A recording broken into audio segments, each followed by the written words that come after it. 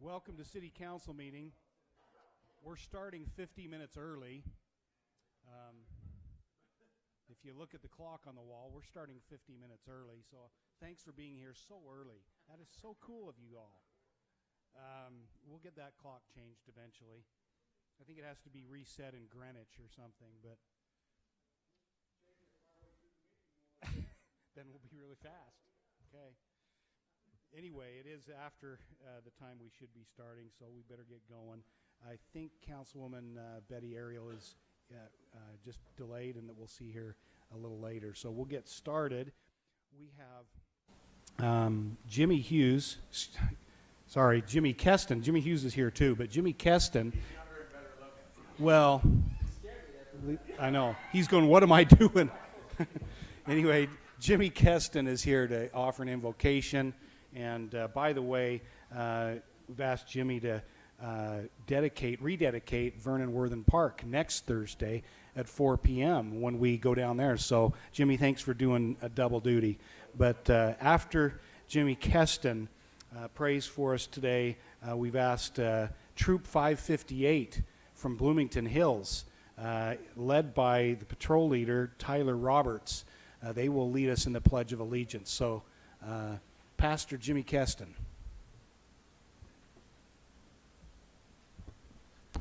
Thank you, Mayor and Council. It is good to be with you no matter what time it is. Let's pray.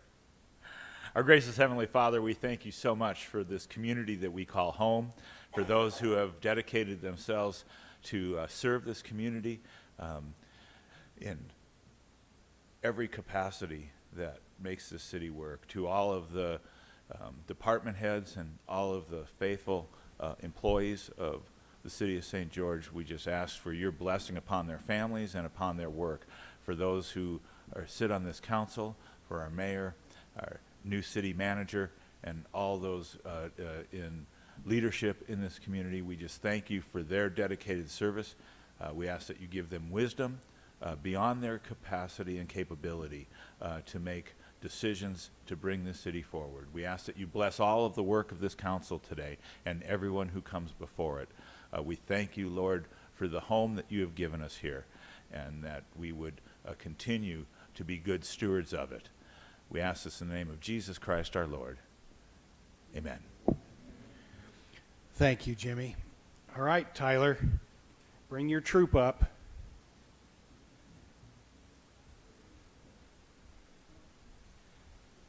You guys look great. So, Tyler, if you'll go right to that microphone right there. Yes, yeah, just stay down there, you guys. There you go.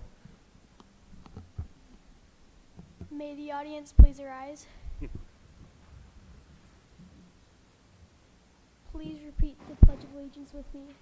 I pledge allegiance to the flag of the United States of America and to the republic for which it stands, one nation under God, indivisible, with liberty and justice for all.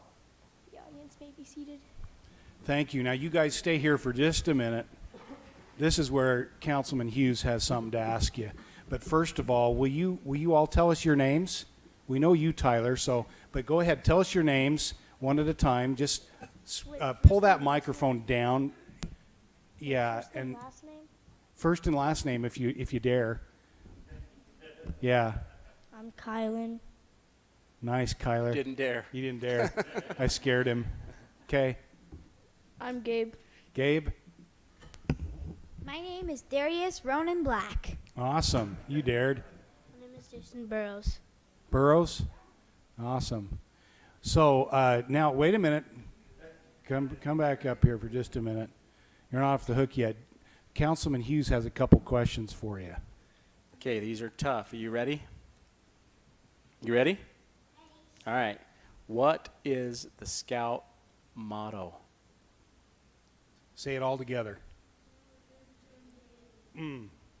Think again. That's close. What is it? Good. My favorite thing, be prepared. Okay, sometimes I'm not. What is the Scout slogan? There you go. See, sometimes I get those mixed up too. Now, if the mayor likes you to do the real hard one, but he has to help you with it. We can help. the Scout Law. Do you guys know the Scout Law? That's the long list. Yep, the Ready? long list. You ready? Starts with, a scout is Trust. trustworthy, loyal, helpful, friendly, courteous, kind, obedient, cheerful, thrifty, brave, clean, reverent, and hungry.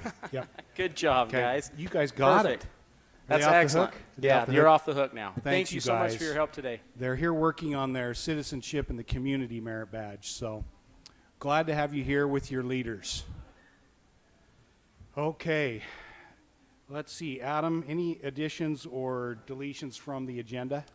No, not tonight. Okay. Then if you want to just take us through, I don't think we have any other pre-written agenda business, so we'll just have you take us through. And no items on the consent calendar either. Okay. We do have one bid opening, and we're going to ask Brett to come present that one for us.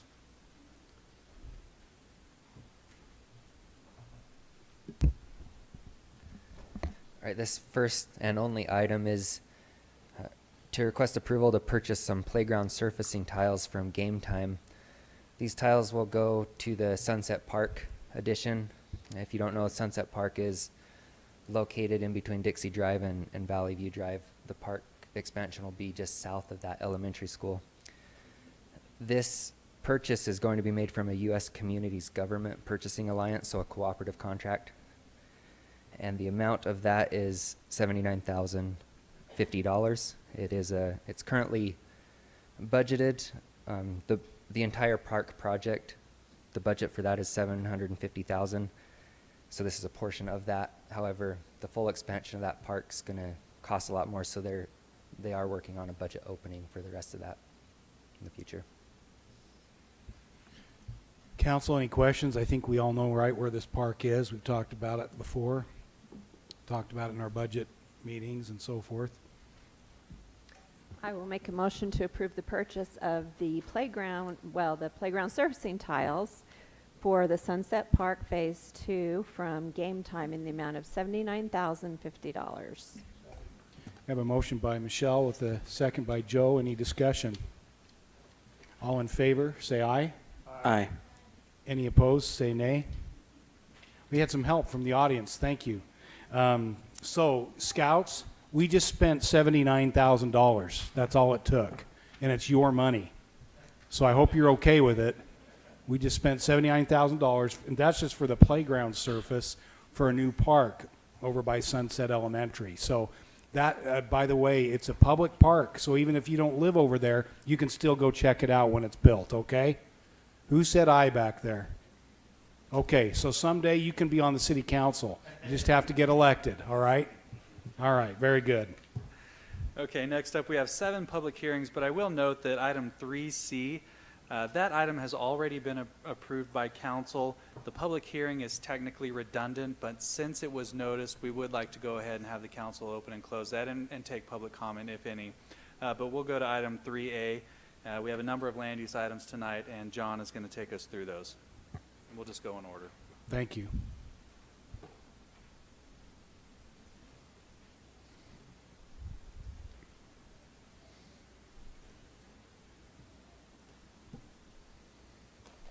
So the first public hearing, it's 3A. It's a public hearing to consider vacating a portion of 500 East Street at 30 North.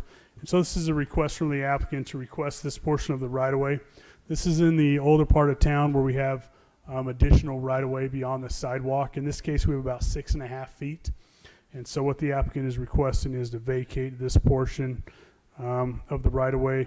We have done this along 500 East. There's another portion just a little further down where we have vacated that street. And so if it's vacated tonight, the applicant would then it'd be followed up with a purchase and sell agreement of the property by the applicant. And that concludes staff's presentation.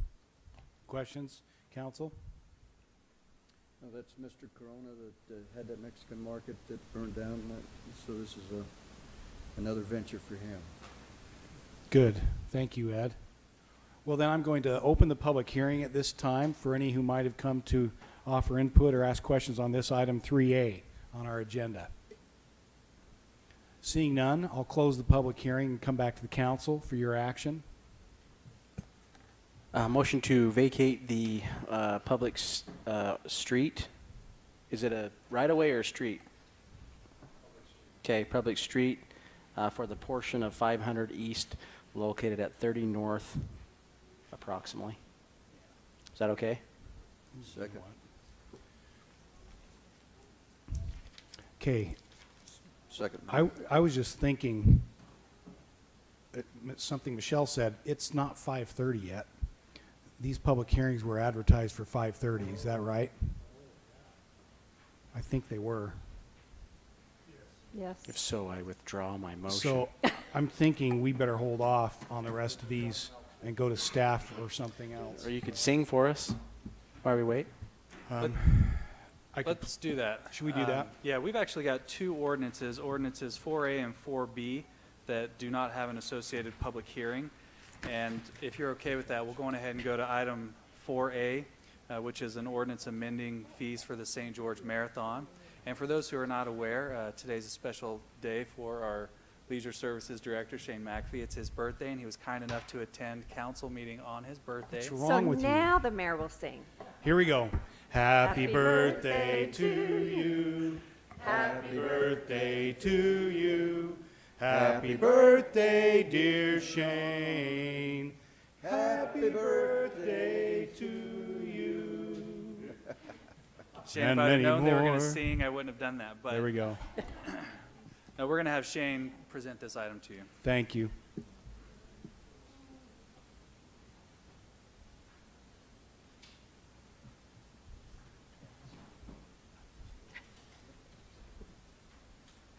As always, it's a pleasure to be here.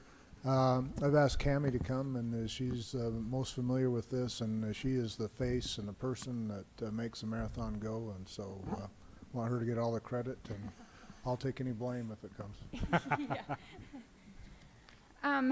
As council knows, in 2016, the St. George Marathon stopped holding the lottery due to registration numbers kind of being down throughout the nation, actually. And our fee has been set at $95 for probably the last 4 or 5 years, with no increases. And marathons all over the nation have fee increases with the amount of time that registration is over, and that's kind of what this ordinance is about. We are looking to start our fee at $95 as usual for the first month in April, then raise that fee to $110 in the month of May, and then raise it for a late fee for the month of June to $125. This we're hoping will encourage runners to register early, which will then allow us to start planning and preparing better as far as supplies and things like that go. Like I said, we are the only marathon who hasn't been doing this already, and even with our late fee of $125, we're still the lowest priced marathon in the state and nation, pretty much all around. So that's the ordinance that we're looking to pass. Questions, Sense. council? Makes sense to me. Ready for a motion then? This is an ordinance, but doesn't require a public hearing, so. I'll make a motion to approve the ordinance amending and adopting the fees for the St. George Marathon. Second. I have a motion by Michelle and second by, was that you, Ed? Yes. Any discussion on the motion? Seeing none, all in favor, starting with Jimmy, say aye. Aye. Aye. Aye. Motion carries unanimously. Okay, next up is an ordinance amending Title III, which is an ordinance that has to do with the for-hire driver's permit, and our city attorney, Sean Guzman, is going to take this one. This one is more of a cleanup. Just a few years ago, the state law changed with regard to the Uber and Lyft drivers. That took away city's authority to oversee and regulate some of those. And so what we're trying to do is bring our ordinance more in harmony for those taxis that we still regulate in with the state law. One of the concerns that was raised is that we had required anyone who had lived out of state to get a III background check. III is the Interstate Identification Index. It's our nationwide criminal index because with our proximity to the border and also with people moving in, we frequently would have drivers come in who might, even in Nevada, have lived there for an extensive amount of time, and doing our BCI, which is the Utah-only index, didn't necessarily catch any of those. So what we're doing now is we're changing it to say that if they have not lived in Utah for 5 continuous years, then they have to get a background check that's nationwide, and we will allow them to do something other than III as long as we approve that bureau that they've used, because the IIIs are taking months now to get done. So we're trying to make it easier for those local companies to hire drivers, but still trying to hold them responsible for some type of background check. And then the other major change is that we are including, we're not changing the list of offenses that we look at, but we're including plea in abeyance and those things that they cannot have on their record. Plea in abeyance, as you know, is a guilty plea that's held in abeyance for a period of time, and if they complete that period, it's kind of like a probationary period, then it goes off their record, and it's only for those same crimes that we have listed in here for convictions: a DUI, for alcohol or drugs, fraud, sexual offenses, a felony involving a motor vehicle, crimes involving property damage or theft, violence, or an act of terror, which I doubt that an act of terror would actually be subject to a plea in abeyance. But we have had those applicants that are on a current plea in abeyance without knowing if they've successfully completed it or not. We don't know if they're going to actually have that guilty plea on their record. So those are the only 2 major changes. The rest are just cleanup on this. So Sean, they'll be able to get their permit within 2 weeks instead of 2 months, or what's the Well, specified time? instead of, and actually the IIIs are taking longer than 2 months, but they'll be able to get it quicker than that. And it would be just a matter of a couple of weeks if they do everything that they're supposed to do on their end. We don't get those background checks. They have to go get it themselves and bring them into us. Thank you. Other questions? Ready for a motion? If you are. I'll make a motion to approve, Mayor, the ordinance amending Title III, Chapter 2 of the City Code pertaining to the for-hire driver's permit as articulated by Mr. Guzman. Second. Very good. We have a motion by Ed and a second by Jimmy. Any discussion? Seeing none, all in favor, starting with Ed this time, say aye. Aye. Aye. Aye. That motion carries unanimously. By the way, I just heard from Councilwoman Ariel, she has fallen ill this afternoon, will not be here tonight, so send our best wishes and hope for her to feel better soon. We've got a few more minutes before we hit 5:30. If you're okay getting a little crazy, we could actually send Shane home early. Let's do it. Let's do item 6F, which is approval of a fitness center services agreement. Shane will take us through that one quickly, and then I think we could get back to our public hearings. Perfect.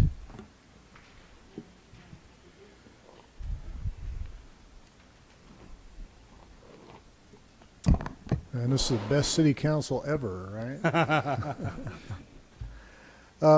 With our swimming pools and the recreation center, they've been working for some time to get a fitness center services agreement with the American Specialty Health, which is a similar to a health insurance company that will pay for senior citizens to go on swimming and exercise at the recreation center.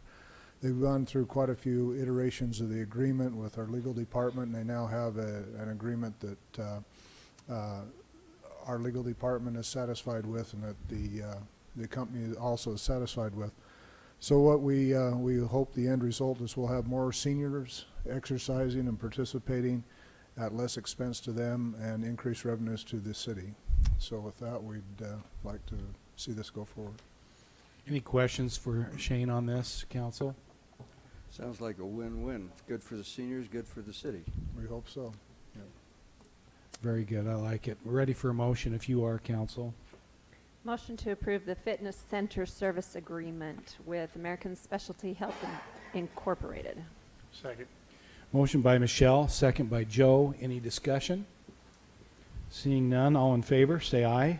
Aye. Any opposed, say nay. Motion carries unanimously. Thank you. Happy Thank birthday you. and go home. I'm getting to the point I can't remember how many I've had. That'll take us back to the public hearings, item 3B, which is another street vacation, and John will take us through this one.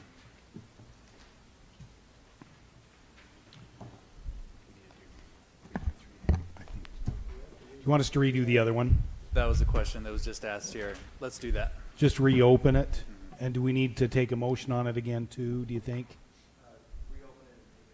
Okay, so we're gonna do 3A, correct? Is that where we were? We Deja didn't, vu.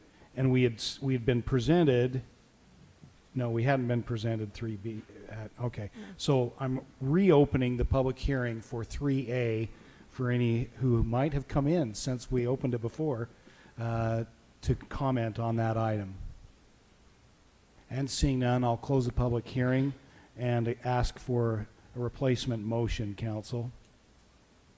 I didn't change my mind. You didn't? Okay. No. So I'll go ahead and make a motion to vacate a portion of the public street on 500 East, 30 North. Motion by Jimmy, second by Joe. Ed. Any discussion? All in favor, starting with Jimmy, say aye. Aye. Aye. Aye. Okay, the motion passes unanimously and that ordinance is approved. Next item 3B, it's a public hearing to consider vacating a portion of 2710 East Street at 3500 South. This is another street vacation. This is Crimson Ridge Road here, 2710 East. When they dedicated this road, they dedicated some stub roads or driveways, and so this property was originally supposed to be a school. It's been purchased, and the developers laid out these lots and these driveways that were dedicated. They don't meet their alignment, and so they're requesting to vacate those. They'll come in later with their subdivision and dedicate the necessary roads for their subdivision. Planning Commission reviewed it. Actually, Planning Commission did not review it. That concludes staff's presentation. Thank you, John. Any questions? I grew up just east of 27th East in Salt Lake City at 3550 South, so this kind of freaked me out for a minute. But if there are no questions, I'll open the public hearing for any who might have come to express their input on item 3B on our agenda. And seeing none, I'll close the public hearing and come back to you, council, for your comments or a discussion or a motion. Motion to vacate a portion of 2710 East at 3500 South. Second. And that's in St. George. Okay, motion by Michelle, In St. second by Joe. Any discussion? Oh, that was Ed. I'm just batting 1,000 tonight. Any discussion on the motion? All in favor, starting with Ed, say aye. Aye. Aye. Aye. Motion carries unanimously. So this next item is 3C. It's a public hearing to consider vacating Lot 11 from the Morningside Professional Plaza, third amended subdivision. This item was heard by the City Council at the last meeting, the vacation, also the creation of the condominium plat. It was supposed to be approved by ordinance, and so staff is bringing it back through for City Council consideration. Again, what they're proposing is to vacate this lot 11, which is the building, out of this Morningside Professional Plaza. Just for reference, this is 700 South, 700 East is located here. And that concludes staff's presentation. Any questions, council, on this? Okay. Then I will open the public hearing for this item, number 3C on our agenda. Seeing no public comments, I'll close the public hearing and come back to you, council, again for your input, discussion, or motion. To Mayor. vacate it again? Yeah. I guess, and is this the one we already vacated? Yeah. So we don't need to, or do we? It needs to be done by ordinance. That's why it's back on the agenda. Okay, gotcha. And Mayor, I just cite the fact that the applicant is Nathan Fisher, our chair for Planning Commission. This is not in his capacity as a Planning Commission. It's private. As an attorney. As an attorney, I believe. Yeah. I will make a motion to vacate Lot 11 from the Morningside Professional Plaza, third amended subdivision plat. Second. Motion by Michelle and a second by Joe. Any discussion? All in favor, starting with Michelle, say aye. Aye. Aye. Aye. Aye. Good job. Just have to throw it, have to throw a curveball once in a while. Motion carries unanimously. Next up is consideration of a street name change. Each one of you has been given an exhibit up here on the dais, and our Public Works Director, Cameron Cutler, is going to give us a little bit more background on this one. This portion of roadway, if you recall, we built, what's that? She's got a question, but you're going to answer it. So Oh, go ahead. okay.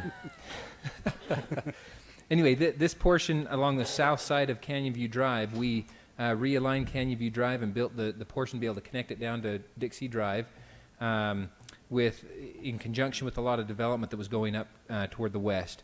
The section, we've never named it. We've gone through different iterations, talked to Gary about it. He ended up talking to his community in there. Talk some to of the who neighbors. about it? What's that? You talked to who about it? He ended up talking to No, the but neighbors. Gary, who's that? Oh, I'm just kidding. Former city manager. former city manager Gary Esplin. Coincidentally, he lives in the neighborhood, not on this roadway. But there are several families who live on this road or own property that are Osler, by the name of Osler. We thought you had a rich uncle named Osler. Uncle Osler, and he bribed you or something, and then you No, decided that's to not name the this case. road after him. That's another roadway. That's what Joe and I were betting. No, but there is another in the future called Cameron Way. No. And, no. Yeah, we didn't know how we got that name, so that's good to know. Well, that's where it came from. Gary didn't like Gary Lane, Gary Esplin Lane, or anything else. So I have been able to contact several families along here, so even including all of those families with that last name, just in case if they didn't like it. We put flyers on the doors. We tried calling all the property owners. We haven't been able to contact all of them. They weren't responsive. That's why we were doing a public hearing, just to give them the opportunity to come and voice their opinion if they'd like to. But all of those that I did talk to, they were all in favor of it. Thank you. Any questions for Cameron? His middle name's Osler. Okay, I'll open the public hearing for anyone who might have come to comment on this item 3D on our agenda. And seeing none, we'll come back to the council for your action. Mayor, I'll go ahead and make a motion to approve the ordinance to rename the portion of Canyon View Drive to Osler Way. Second. Motion by Jimmy, second by Michelle. Any discussion? All in favor, starting with Jimmy, say aye. Aye. Aye. Aye. Motion carries unanimously. And I think we should thank the Streets Department for their humor and putting up a sign that said no name way or no name street, whatever it was. Is that what it was for a while? That was cute. The school district will love you for doing this. Yes. Bus drivers couldn't find the road. Yeah. So we put the no name up there to help them. Yeah. Well, we liked it. But this is good to have it official. Thank you.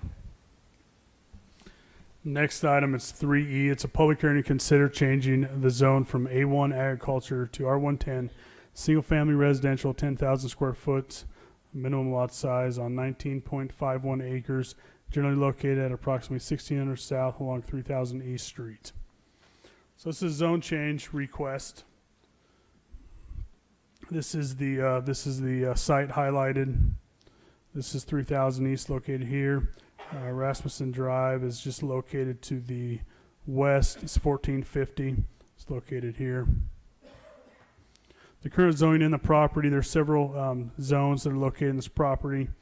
You have the A1, you have some R112 located here, some R110 located here, and some RE 12.5. General plan is low density residential. The R112 is supported with the general plan. This is the exhibit that was provided by the applicant. The Planning Commission, they reviewed the applicant's proposal and also took public comment. To point out a few items or a few zones and properties, this is the St. George border located here. In Washington, there's R115, which is 15,000 square foot lot minimum. Across the street is A20. If the council recalls, this property owner, when they requested the R110, the city council approved the R112 next to the A20.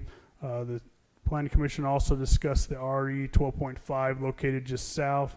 And so based on the character in this area, the Planning Commission recommended an R112 zoning, not the R110. So that was the Planning Commission's recommendation on this.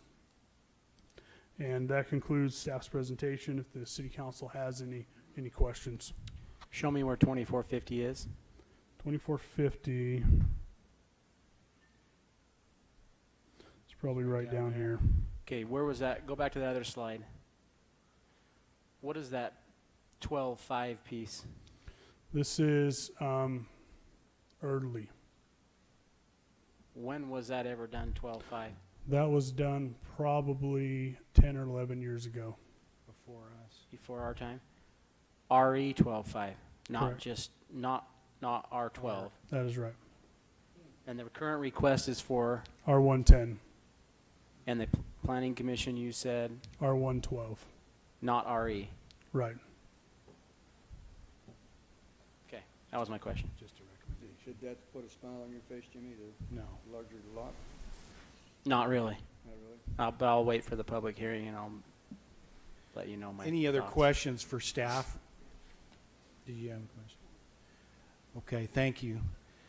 All right, so we will open the public hearing for any who might have come to offer input on this item, which is 3E on our agenda today.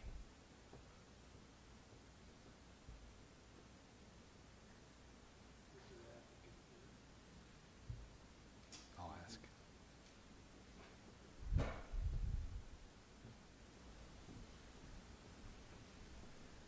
My name is Jared Matson with Alpha Engineering. I'm representing the applicant. We have Troy Foote back there who can come up here as well. I was going to ask if the applicant wanted to, so yeah, that's fine. Okay. I think John did a pretty good job introducing the project. Like he said, we came in wanting to do R110. There is an existing sewer line that comes across the top right here. And when we were laying out possible lots, with that constraint, it made it a little difficult to get the larger lots, and we wanted to do the R110 because it worked out. Based on Planning Commission's recommendations, we've since gone back and looked at the R112 and feel like we can make that work, and would like to move forward with that. But we're here. I'll just sit right here if you have any questions. Okay, thank you. Any others? Would the applicant like to say anything directly? Or?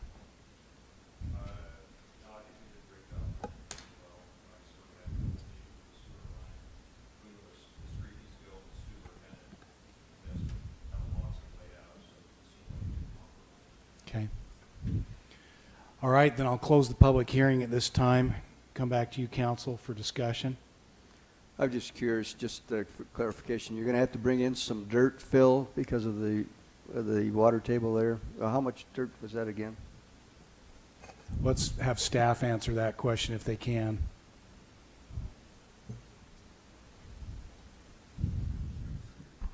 I don't know if we know how much fill they have to bring in until the engineer comes in and they determine how deep the water table is at that point, and that'll determine, you know, the grades and the drainage and all that at that time. There is that drainage channel along 3000 East, so that'll be part of that, improving that. Most of the drainage will probably go in that direction, but we'll know more when we see the construction drawings. Thank you. Stay there for a minute. Give me a map that I can see aerial without all the, yeah, there you go. Okay, so we've talked about this before, and Just- so the question is, Just a couple times. yeah, the question is, do we care what happens in that last little section of greenery right there? Yes.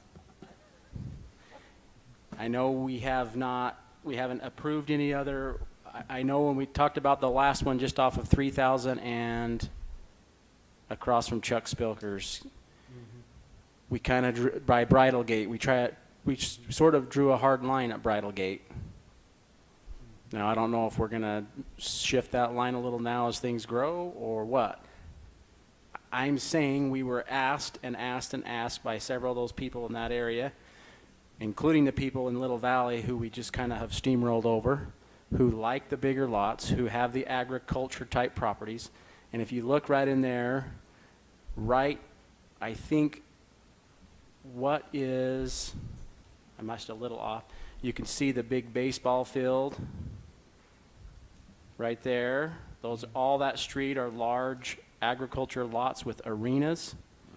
Going the other way, you have the old, there's several properties there. They're that way. So, and then you have Bridal Gate. You have all those issues. Now, I'm going to be very honest with you. I own some property right in that area, although it's not in the city of St. George. This would obviously benefit me to just go with smaller lots if I ever sell, which I don't have that plan right now. But the problem is there are people there who want to have those lots, and that is the last of our irrigated pasture land that's not slated for development, to my knowledge. So, the question is, what do we do? Now, I knew that Erdley property was there. I didn't realize it was clear down to 12.5, but keep in mind that is RE 12.5. That allows for animals. It's still a little small in my book, but that's very different than our 112 or 110, which they were asking, or what planning commission recommended. Now, I'm curious, were you at the planning commission, Joe? What was the thought process of saying no on R110 and yes on R12? I was there. They just felt they wanted larger lots, I think. I have a question for you, Jimmy. Yeah. So is that the portion that could get irrigation water? Yes. Now, I don't know how good of, I mean, you can see those fields to the side of it. Now, some of that ground is very alkali, so I don't know. But it's And not more than likely, people aren't going to go there to irrigate, I'll be honest, but they might have a small pasture and arena. Okay. Now, there's a prime example of the desire for that over in Washington, very close to me, a piece of property that the gentleman went back and had rezoned back to agriculture so he could have his horse barn and different things. It's going to be up this way a little bit, but you can't see it on that picture. But so there is a desire to have that, and the problem is if you don't have an area where it's, to borrow a phrase from a couple of the Pauls from Little Valley era, which we've all are familiar with, is the critical mass of enough properties of people of like mind. Just like that's why we do zoning in my mind, is so we have people that like these property types living next to people that like those property types, so we can reduce the conflicts. Because the conflicts between animals who stink and make noise and those who like to live on a 10,000 or an 8,000 square foot lot, there's no easy resolution there. So just a matter of what we want. I mean, Are you talking about humans there? Yeah. I'm not the only one on the council, but I know we've discussed this, we've talked about it. I'm not one to say where the line is, but I know this little area where you see the greenery, and if you look at a big map of the whole area, that's the only little piece of greenery left. We already know Washington City could care less. They're just build everywhere. I mean, that's just the truth of the matter. So. You know that if we approved R110 right there, then the owners below, when they decided to sell, would want to do R110 right next to the agriculture. Then eventually everybody that bought a house in R110 is going to complain about the horses next door, just like, you know, Bryce Christensen was there before the houses got put next to him. Now there is a gentleman in those houses going around with a petition trying to get people to sign to get him to leave, even though he was there first. So I hate what we've done in Little Valley. I hate it. And I think where we can stop it, we do. So that's my 2 cents. Sean, you look like you have something. Well, I don't know if it was mentioned or not, but my notes indicate that the Washington property adjacent to it is zoned R115. So there's some indication that they wanted larger lots there already, and seems to fit better with larger lots. I think that's what Victoria was thinking, the Planning Commission was thinking is, you know, when you look at the neighborhood, you don't say, this is Washington over here, and this side's St. George. You look at the whole area, and they thought the whole area at least warranted larger lots because of the adjacent lots. Yeah, and I think one of the things the Planning Commission is dealing with is, and that when they hear from the public, is congestion. when they think larger lots, and maybe rightfully so, larger lots is going to help with the congestion down there. There's only one way around the hill if you're there, and it's 3,000. Or you got to go down 2450 and over to River Road, which has its own issues already of traffic. So the more houses that we build along there, this is a side note to the agriculture part, but we got to figure out how to get them all on 3,000 to get either to 1450 or across the river. More than likely is where they're going to go over Maldrite Bridge, because again, there's only one way across the river, 2 ways across the river there that they're going to be shooting for. So I'm hearing, John, that the applicant is willing to accept the Planning Commission's recommendation of 12, which would equate to about, what, 5 less lots on that piece? We'd probably let the applicant address. I'm not sure exactly what the lot number would be, but sounds like they've done it both configurations. At the Planning Commission, one of the discussions between the RE versus the R112 was the R112 allowed the applicant to lot size average. So that was the difference between those two zones as far as the Planning Commission going with the R112. I tend to follow Jimmy's theory here. If that is approved, that green space will ultimately be gone, because others will say, you've already approved this right here, even though we have some R110 there, or some 112. I can see setting a precedent that I'm not prepared to set, I think. I think it needs to remain what it is. Now, currently, it's zoned, is it A1? Yeah. Well, and again, in fairness to property owners, Yeah. we probably need to be, we probably all be on the same page of where we're saying that is. You know, hey, I know we had that general discussion. So on the other side, when you go to the south, where is that line, and what's going to happen when those property owners? We're talking about pushing 2450 through. It's going to divide up some of those pieces of farmland. Then what happens? I mean, do we say, oh well, it's free game now? And I don't know. We probably got to have that discussion sooner than later. And that's why we also need to look over our master. There you go, general plan. Mhm. Sooner rather than later. Because the pressure is there. It's coming. I mean, if you haven't been to Little Valley in the last 2 weeks, then you don't know what it looks like, because it's a new city every 2 weeks. So that's my thoughts. I mean, 12 is better than 10, and I'm sure that's why the Planning Commission is saying that, but it's not RE 12.5, which allows for animals, which means when people go in there, they understand their neighbors could have animals, and that doesn't mean their next door neighbors, but their neighbors behind them too. So, and then you can pretty much, there's that other road, just that side of that subdivision. What is that road? 1600? What is it? There's one more hayfield there, and then it comes across to where they're building the new churches and stuff, which I'm assuming is going to all be residential as well. Yeah, no. There's 1140 above the State Center, and then you go south 1580. Yeah, 1580 is what it is. And then it gets confusing because it changed to Washington and they call it something else. 3650. Yeah, there you go. Okay. Anyways, that's my 2 cents. Here's the other thing on this, and I'm going to make a motion here, but I don't feel like we should be saying either no to this zoning, but yes to this one, because what if that's not what the applicant wants? I don't know if that's in our right, and I'm not quite sure how that worked at the Planning Commission, but in my mind it should be no, and then if the applicant wants to come back for something, they can. So I'll go ahead and make a motion that we deny this zone change from A1 to R110, which is what we are really considering, correct? Second. Okay, well, we have a motion by Jimmy and a second by Michelle. Any discussion on the motion?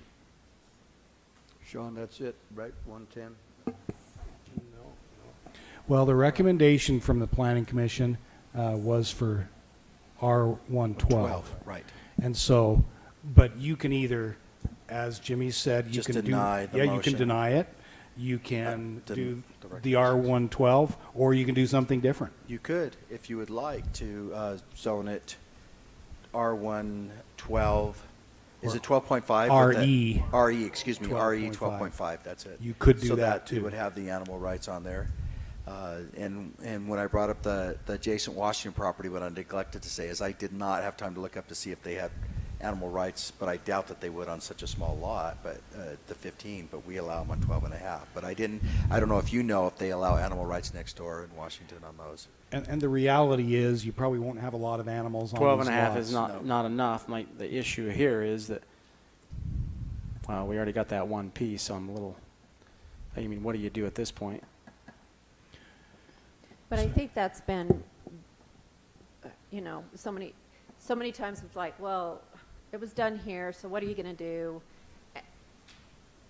And it's gotten us where we are at. Instead of just kind of hold firm and say, that was zone this, let's stick to this for now.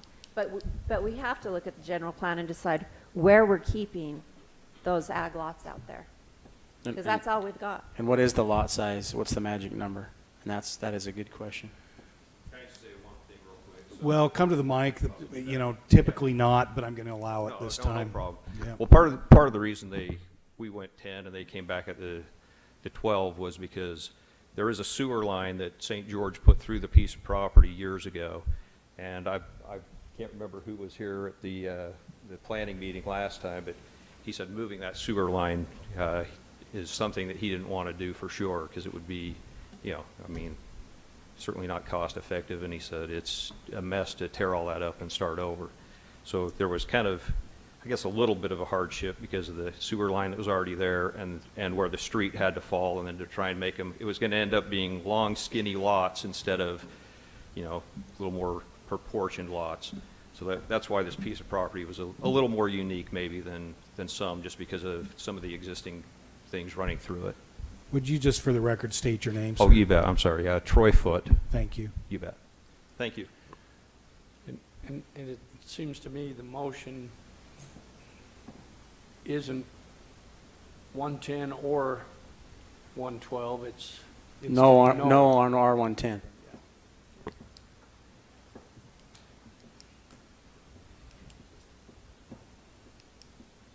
And we have a second, right? Yeah, so if there's no more discussion, Michelle mentioned earlier the general plan, why we need to look at. talking to the mic, Ed, okay? Michelle mentioned the need to look at the general plan on an issue like this one. Is that have any merit now? Do we need to do that before we? You're not bound by the general plan, but it is a guideline. And so it does help to the points that have been made that, in fact, I had thought, really, we've talked about this. Right. And so we probably should have updated. And I haven't necessarily been on this bandwagon of we have to always have larger lots. I mean, I've given That's right. on, we talked a lot about the general plan and how we have some 8,000 square foot lots even down there in Little Valley, and I joke about that a little and don't make the motions, but it's something we talked about. And what we try to do is make sure there's property types for everyone. And all I'm saying is we're kind of forgetting about that one property type. And I will tell you, and my neighbors down there, right now, because of the road construction, the construction equipment's all parked on my place. They freaked and thought I was developing. And now they're no longer going to see the horses and yada, yada. So there are people that like that. So we have to keep that in mind. We do all these things for different groups of people, and we try to make sure there's something for everyone in St. George. When we talk about our parks, our trails, we have baseball fields, we have soccer fields, and we're trying to make sure everyone has a little bit of everything. And it's the same with our zoning. This is it, folks. We can try, and some will say, well, it's going to go that way eventually. Okay, that means we don't try. I agree with Michelle, you're right. So we say, oh, well, it's already done this, so now our hands are tied. So that's what I'm thinking. I'm very pro-development. You guys know that. I haven't lost a friend yet. I might after this, but he's out of town, so that's okay. Sean? Just wanted to clarify regarding the sewer laterals. I believe those were installed by the city, and in exchange for the easement, we provided the laterals. But it was never an indication that any certain zoning would be approved. You know, it was just, we'll go ahead and, in exchange for getting the property or the easement for the property, to put those in. But there is a main sewer line through the property? I think that, is that right? That's right, Cameron? Okay, yes. And so any laterals that are there was not saying, not any indication of any particular zoning or density or anything of that nature. Just wanted to. But what the applicant is saying, and I sympathize with this, is that there is a main sewer line through there that they're going to have to work their roads around. As That they're many designing the property owners do, unfortunately, yes, but in exchange, there were some laterals placed in there too. Okay. And back to the point on the general plan, the designation for the future land use here is low-density residential, and it gives you a pretty wide range of zones that you could apply, and certainly those that have been discussed are within the contemplated. Including RE, really, residential estate. That range is all the way from R18 to RE 37.5, Right. and so the range can accommodate, It's broad. a pretty broad scale of different lot sizes and animal rights. So generally speaking, as long as the council were to approve a zone that's in harmony, in that range, I believe the decision would be appropriate. So the other thing, Sean, correct me if I'm wrong, because this doesn't happen very often, but. That you're wrong. Yeah. I better rephrase, huh? But we've got a motion and a second. We're in discussion. If this motion, regardless of what happens with this motion, there could be another motion. There could be another motion made, yes, or the motion could be modified depending on the person making the motion, Right. whether or not they were willing to do that. But I think the city manager's point is a good one. It is LDR, and so you have a range of zones in there from which to work with. So the way the current motion is, council, is it's to deny, which would mean it would remain A1. And you could leave it at that for now, if you want. The motion could be modified, or there could be another motion afterwards if you were so inclined. I'm just trying to point that out, your options. Because this motion was specifically for R110. Right. So, if there's no other discussion, I would say we'll have a roll call vote since this is an ordinance. All in favor of the motion, starting with Ed, say aye. Aye. Aye. Aye. Aye. Okay, so the motion is approved unanimously. And is there any inclination for another motion? You don't have to, but if there is.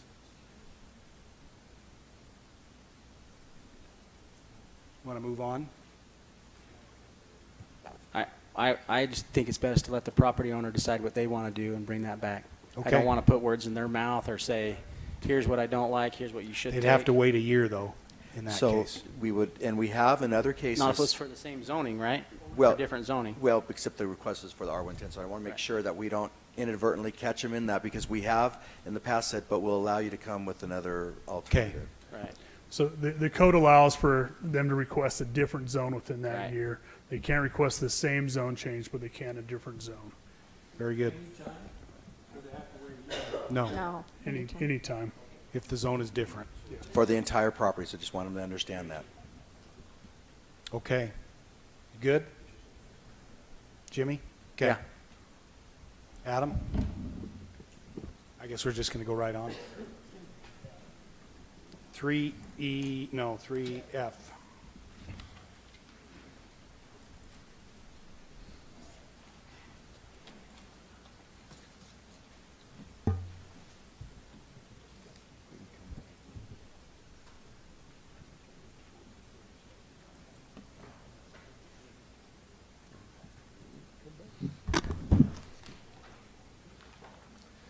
Sorry, Mayor and Council. Item 3F reads, Public hearing to consider changing the zone from open space to planned development commercial on 2.63 acres, and it's generally located north of the intersection of Sugar Leo Road and Pioneer Road. So this shows an aerial, and I have the arrow pointing from here to here, and you can see highlighted the property that we're talking about. Again, a little over 2.5 acres. This shows the zoning. Again, this is a site here, open space, and you're familiar with Monster Storage RV project that's occurring here. It's under construction, and I believe that's probably Calvary Chapel Church right there for reference. Yep. General plan shows it as commercial property, and this is just showing the meets and bounds and the size of the lot. Again, 2.63 acres. This is the site plan. The applicant is proposing to have storage facility here, single story, and this is showing the layout. In the staff report, I have the number that's proposed. They'd like to have, I believe it's 168 storage units. And then this is showing, you can see a little bit better, this is the landscape plan, but it's showing the orange color is where the units would be. The access in and out here is at the northern end on Pioneer Road. And it's along the perimeter of the property, and then also storage units in the center. And I'll better close-up view if we need to come back to this. They're proposing to have landscaping, which they have to have along the frontage, and they're showing street trees along here. This at the end is a drainage area, and it would have a wall and landscaping on the exterior. Here's the conceptual renderings, and one thing that came up at Planning Commission is this is, as you probably already read or aware, this is under the temporary ordinance for storage facilities, which was 6-month temporary ordinance, and it expired, I think, was March 7th. However, they had their application in, and it was within that window of opportunity. And one of the requirements of that temporary ordinance was to have a 6-foot wall, but the Planning Commission talked with the developer and recommended, instead of having a wall against the building, is just to satisfy that condition for that temporary ordinance, is to allow them to have the back of the wall serve as the wall. Although down here, where I'm pointing now, the drainage basin is on the other side. That would just be a 6-foot wall here. There's no units there. So a couple different views of it, and this is kind of cutting a cross-section just to try to look in at the end there, where they have those units down towards the southern part. Elevations are provided. Again, it's just a single story. All of the roll-up doors are facing the interior of the project. You wouldn't see anything on the outside. Part of the reason the wall is part of the ordinance was to block view of seeing roll-up doors, but the back of the building hides and screens that. The midpoint of the center building roof would be approximately 15 feet 9 inches, just so you have height, and you can see the other dimensions here. And the materials and color board is on the screen. I also have it here. I can pass it around if you'd like, just so that you're aware that that is there. A couple views going down Pioneer Road, just showing how it looks down there, and some of the trees that were installed by Eagle Scout projects in the past. And then the freeway would be over here. The temporary ordinance is here. I'm not going to read that, but all of the conditions are here. We can bring up any of them, and the Planning Commission looked at those, and the recommendation for approval from them was after reviewing it and feeling that they met these conditions. I think that's pretty much it. I'm just perusing real quick the staff report, see I didn't miss anything. And the Planning Commission did make recommendation on page 3 and 4 of the staff report and gave some suggested conditions. And I think that concludes staff's comments, except to say that there were quite a few residents who did come out in the area and were not supportive of it. And that concludes staff's comments. I have a question on the landscape plan, where you show that detention basin, is that for that property or for the other property near there? I'll let the applicant address it, but as far as I know, it's for this property. And then you said where we don't show the building, that would be a 6-foot wall? Right where I'm tracing with the arrow along here. Oh, down along there. Yeah. Oh, so okay. I didn't get that. You can see it if I can, Don't hide it. let's see. Yeah, okay. Right along here that I'm pointing to, this is Got it. a block wall. Okay. And then the buildings start up here and go to the north. Thank you. And those street trees are going to remain, that they're there now, pretty much? We told the applicant he wanted to have pine trees. We told him that that is not allowed in the street tree ordinance. However, there's a new rendition of the street tree ordinance, and it might be possible to have some of them. So we feel that staff will look at the landscape plan with them, go over what type of trees are allowed, and then kind of revisit it. You could have pine trees. The street tree, you have to have a tree every 30 feet, so they could have it thicker there. We're not quite sure. And maybe I can ask Jeff or someone, is it possible to save those trees that are along there now, or is that going to be a problem then during construction?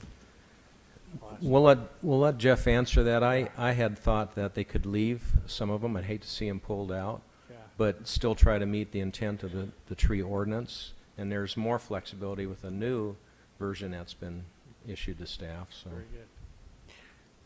Go back one slide, would you, to the layout? This is very important.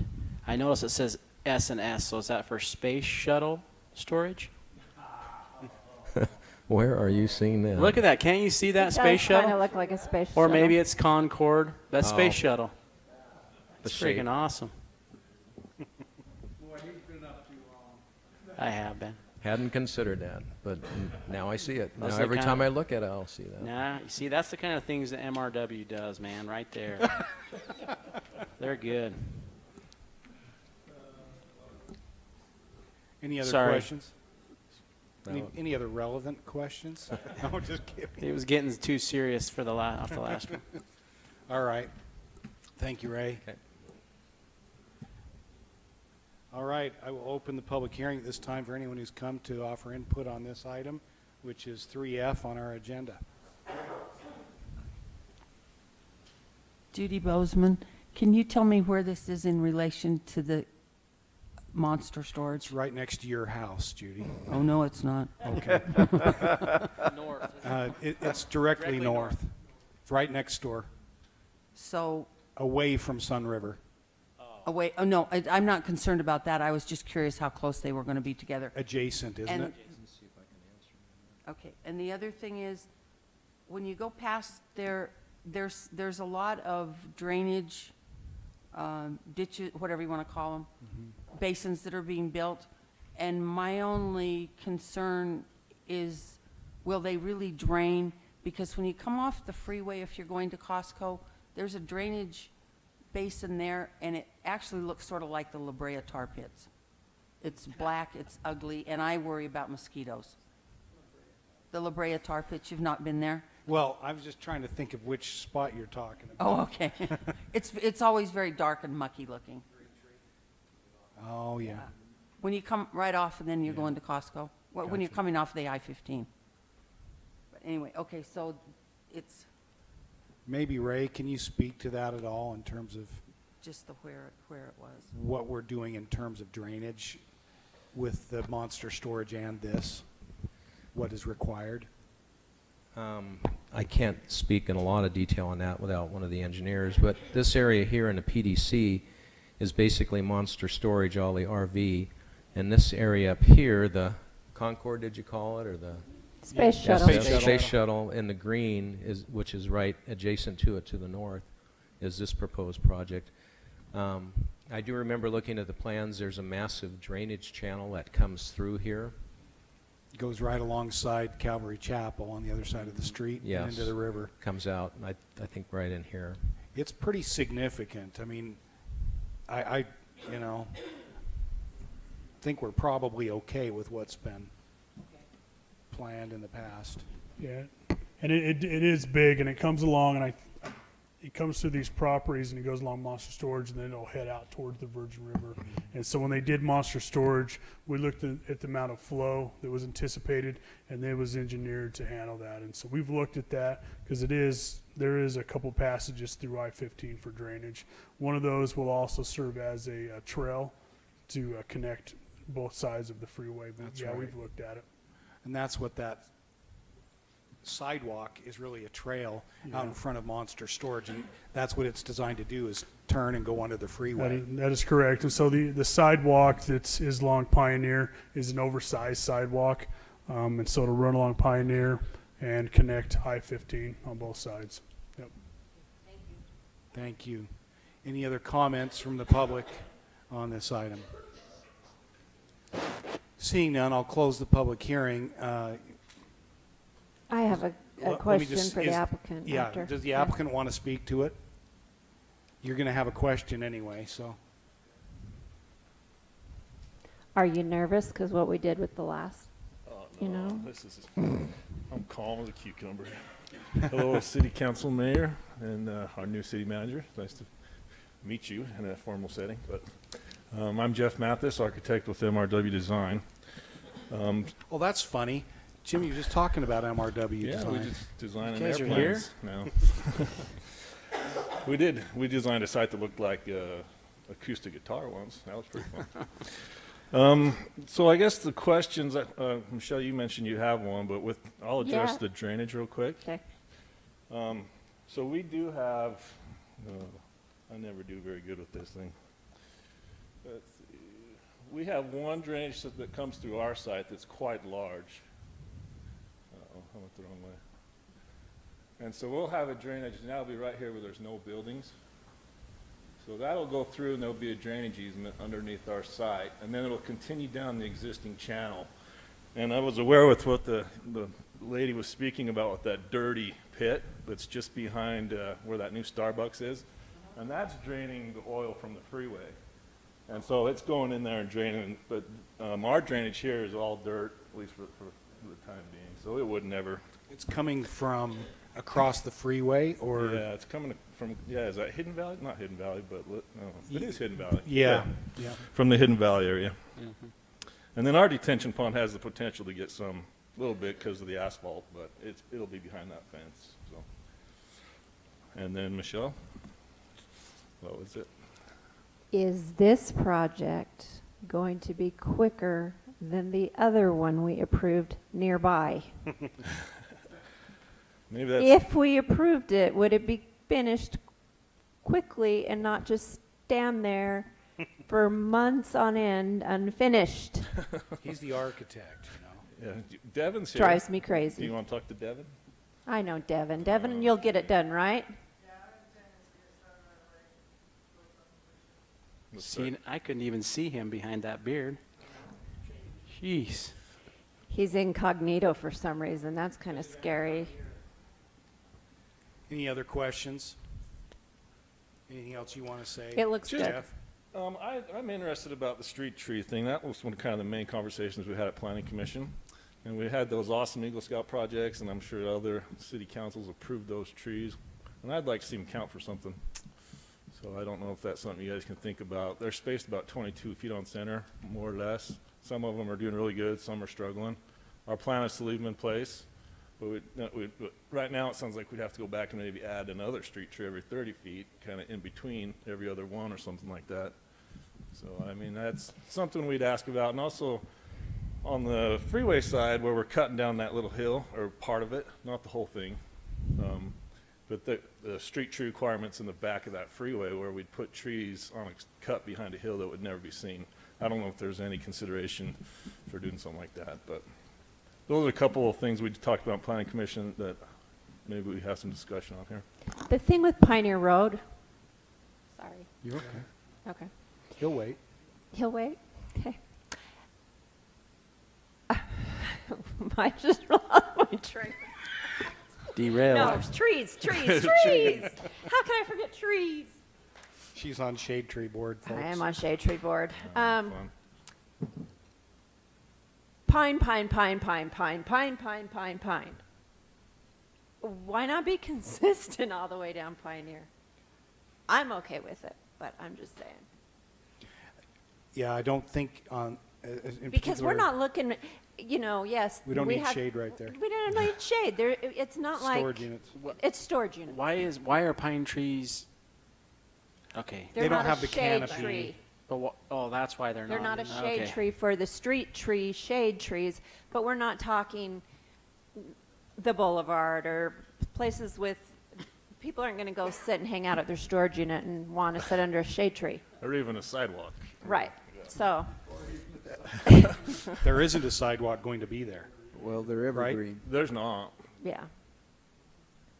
So, anyway, I it think just there- looks, to me, it would look kind of silly where you've done Pioneer Road for so far, and then all of a sudden you require something different. Someone there. approved them for the rest of the way down Pioneer. So to me. Oh, so it's already approved, we can't change that? Yeah, no, we can't, Yeah. can't overrule. It's just, there were 14 Eagle projects that planted, I think it was about 300 trees. And most of them, and I was involved in the project, but I don't think I was on city council when that happened. So I don't know exactly how it worked, but I'm really thrilled with how those trees have done. They've endured. And we've lost some when we've replaced them. We're going to replace, actually, the Bloomington Council with some other Eagle projects. I just saw a thing. I don't know if you got that yet, but I've got a copy for you, Adam, from the Bloomington Council. They want to replace some of those that died. I think some of them were junipers going up through, up towards the roundabout. And they'll probably, again, they've mixed in some, but mostly they're pines. So I think there ought to be some flexibility, and John, it sounds like there would be some more under what's coming. So I think, council, we could direct staff to work with them on that, front and back. Yeah. What do you think, John? Does that sound reasonable? Yeah, we can do that. The updated street tree list does have some pine trees on it, and also it's a list. It's not part of the ordinance, and so I think the council can direct us to look at that. Perfect. Yeah, that would just be my question to Sean Guzman. Is this new ordinance for shade trees, has that impacted this in any way? Are we haven't looking done the at ordinance. some changes to the shade tree ordinance? Well, we can add some changes to that, but I agree with what John just said. It's a list. It's a list. So it's And remember, we say 30 feet on center, but you can clump them together too. And so a lot of times when it comes before you and people say that, you think that they're just going to be evenly spaced through the whole project, but you can actually cluster them. The benefit of having pine trees in this situation is that they're thick, they're evergreens, and they're going to cover up the Yeah. storage units. And so I think there's some additional benefits in this situation to allow for these trees. Just makes sense. And the soil there, remember, we're surprised that this many trees survived, right? I can't believe they did. Because the soil was so bad and it was hard to irrigate, and we had volunteers doing it. It's really a miracle. The last part was what I was really thinking was a miracle. I didn't want to say that, Yeah. but. But imagine really how ugly that would be right there if all those trees weren't there. Or I if mean, someone it'd be put up a really wall, ugly. like UDOT had suggested, or some Yeah, people just a want wall. a wall, it'd Yeah. be ugly. Yeah. Just for a little further clarification on those citizens that objected to these, how many were opposed to this? Just To the storage, these? yeah. Well, I was here at Planning Commission listening to the public hearings, and Joe, you can chime in, but frankly, there weren't too many negative comments, but the ones that were there, a lot of them were about the one next door and removing the hills. Right. And this is going to do less of that, and that was done. It's Right, not detrimental to this. Okay. Yeah. Thank so you. to me, I think most of, and I'm in that general neighborhood, not right there, but I think most people would see this as less of a problem than the other one. When you're ready for a motion there, I have a couple. We still in the, we're still, are we, did I we close? closed Oh, it. okay, all right. I have a couple of questions. In reference to how many show up in favor of it, we usually don't see anybody in favor of anything. We see those who are against it, so. Jeff or John, I can't tell from this landscape plan, was the decision made that there's going to have to be trees on the freeway side? Because there's a street. We do consider I-15 to be a street, and so I-15 would require street trees. So are they able to go the 30 feet? Is that the new? Yeah, so the street tree requirement is every 30 feet. Now in the front, like was mentioned, those were closer, but the street tree is 30 feet separated. Okay, I just find that strange, but that's okay. Just before you sit down, Joe. Do we have trees along the freeway of other places? Some. We do. On the newer projects, we do. And I don't know how big they've grown, but we have required them. But they were probably somewhat for buffer sound too. It's true. The wall's gonna buffer a lot. Yes, it will. So I just think that's a waste of time, money, effort. You are, Water. You are also, yeah, and I don't know about the numbers, but you are also talking about, it's the entrance to the city, so there's some of that to consider too. So does any motion need to contain something about the trees, or Be a good idea. or is this just direction to the staff, or what? Tell me what we're It's talking about here. direction to the staff, but we can do it in the motion. It might be good to have it in the motion. That way, if we look back in it, we can point to the motion as that requirement. Okay, I'll go ahead and make a motion then, unless there's other discussion about trees, that we approve the zone change from open space to planned development commercial, PDC, to develop a self-storage facility called Pioneer Storage, and to direct the staff to do whatever they need to do to make sure we can have pine trees there. To work with the applicant. Yeah, you go, work with the applicant. They're going to be hard to work with. That's my motion, not the part about hard to work with. Cut that. Second. We have a motion by Jimmy and a second by Michelle. Any discussion on the motion? Seeing none, all in favor, starting with Ed, say aye. Aye. Aye. Aye. Aye. Motion carries unanimously. Thanks, Jeff. Thank you.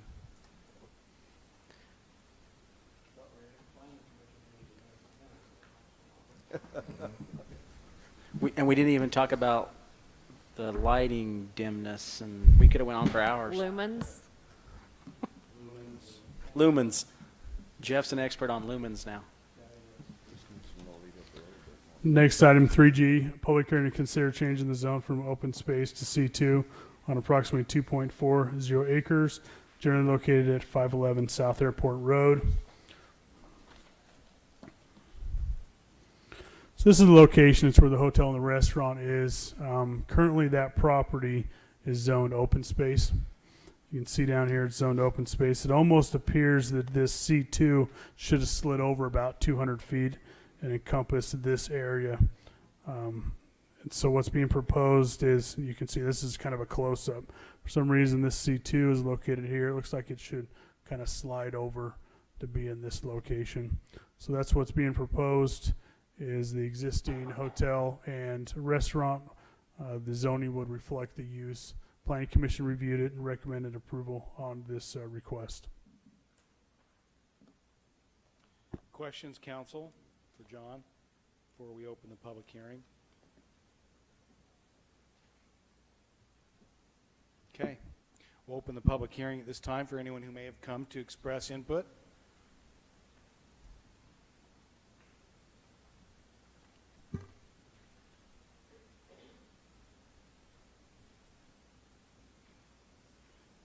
G. Is it G? Yeah. Mr. Cox.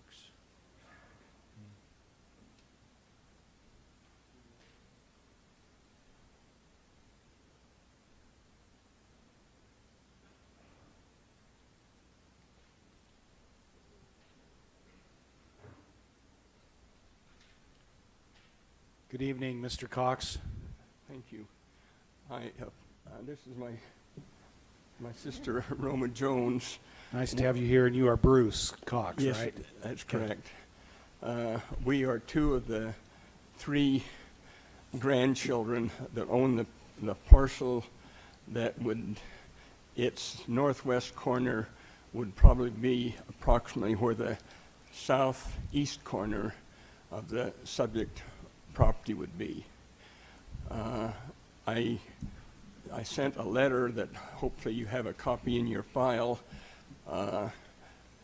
Actually, about a month ago, I came up and tried to make an appointment with the city attorney, and with scheduling changes, it didn't work out. And then about a week ago, we got a notice of this, so we drafted our letter.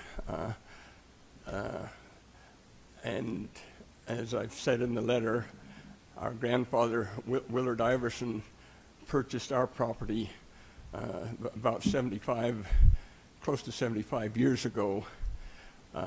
We do not have access from Bluff Street. We have 3.5 acres that goes up over the top of the Black Hill, but we do not have access from Bluff Street because when the state condemned our developable land, or at least more easily developable land, it specified no access. And our grandfather thought he had access from up over the top of the hill, but there's presently a significant area between our western edge of our property and where Airport Road is. And we now have a new appointment with the city attorney's office.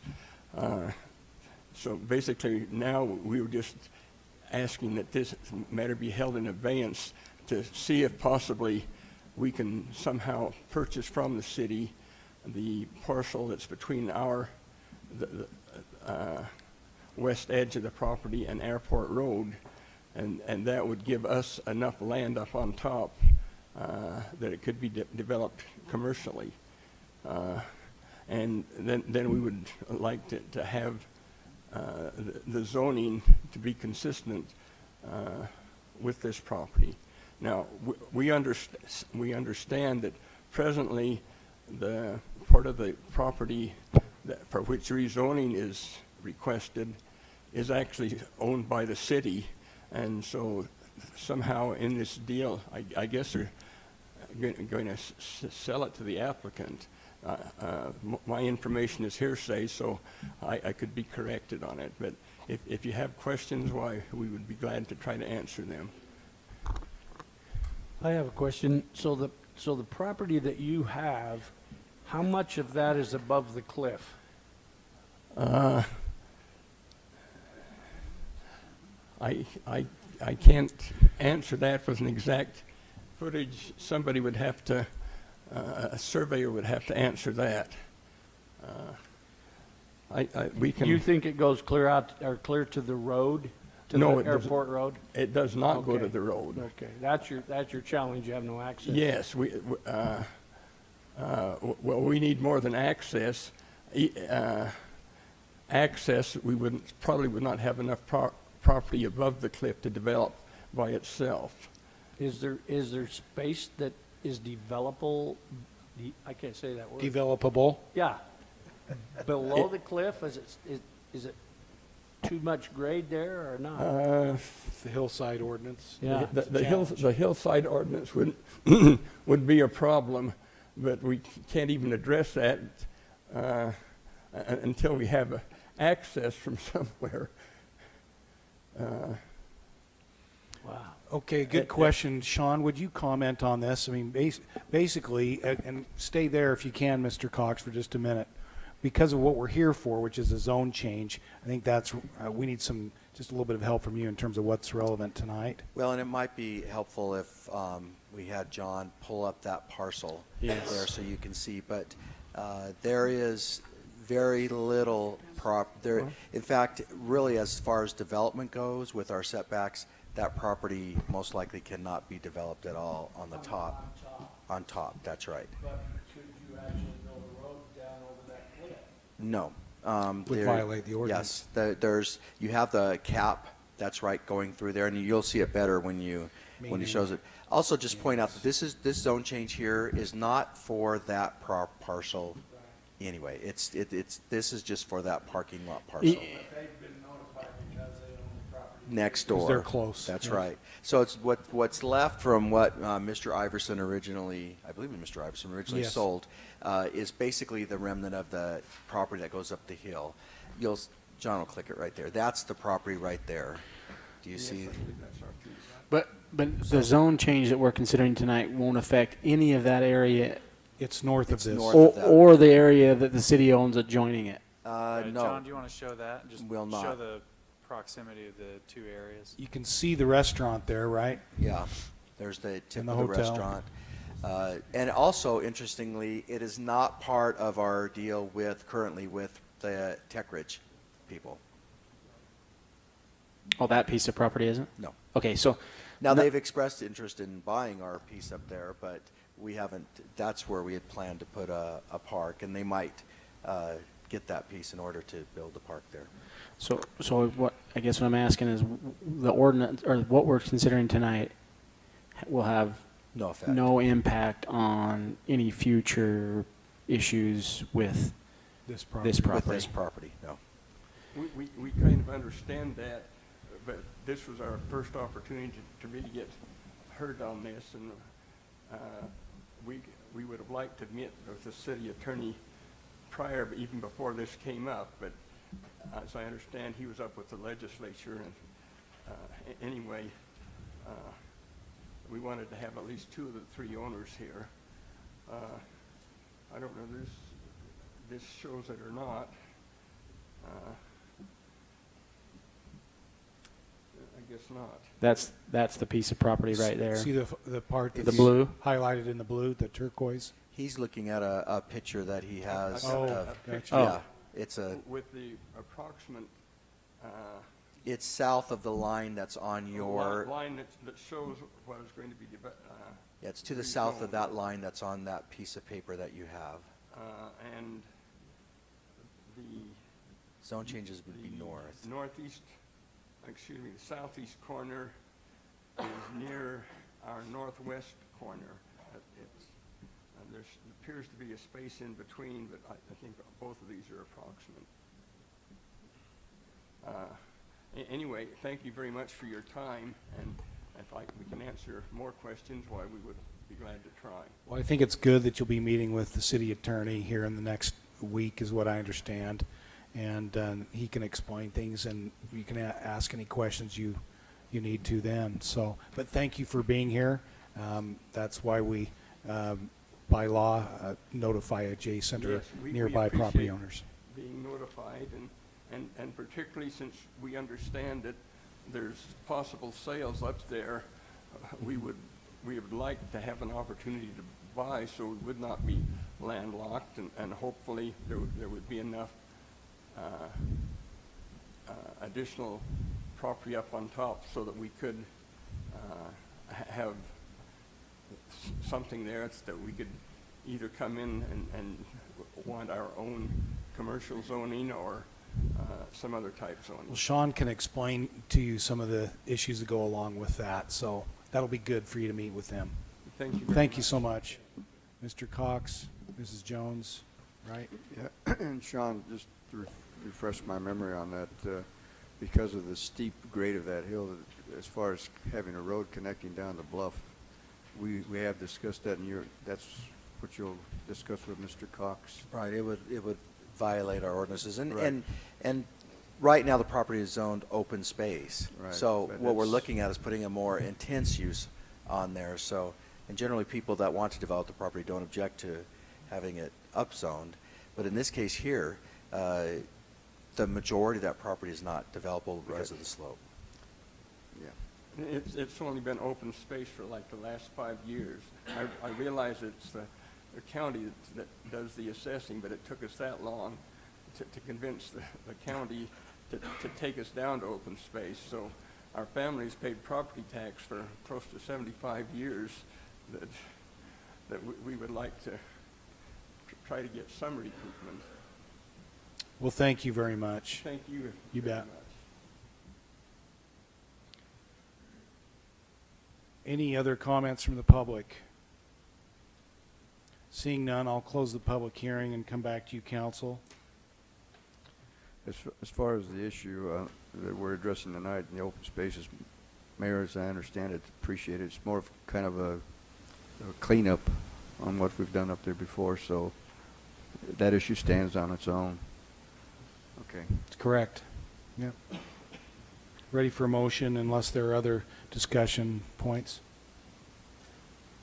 Motion to change the zone from open space to C2 on approximately 2.4 acres located at 511 South Airport Road. Second. Motion by Michelle with a second by Joe. Any discussion?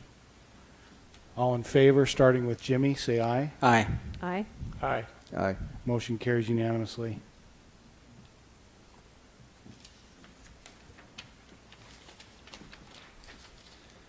Okay, that moves us to staff reports. And first up, we have 3 applications for local consent for beer license. The first is 6A, and this would be local consent for an on-premise beer license for a new restaurant called Pyology. This is at 15 South River Road, and this is in the space that was previously occupied by Wingnuts.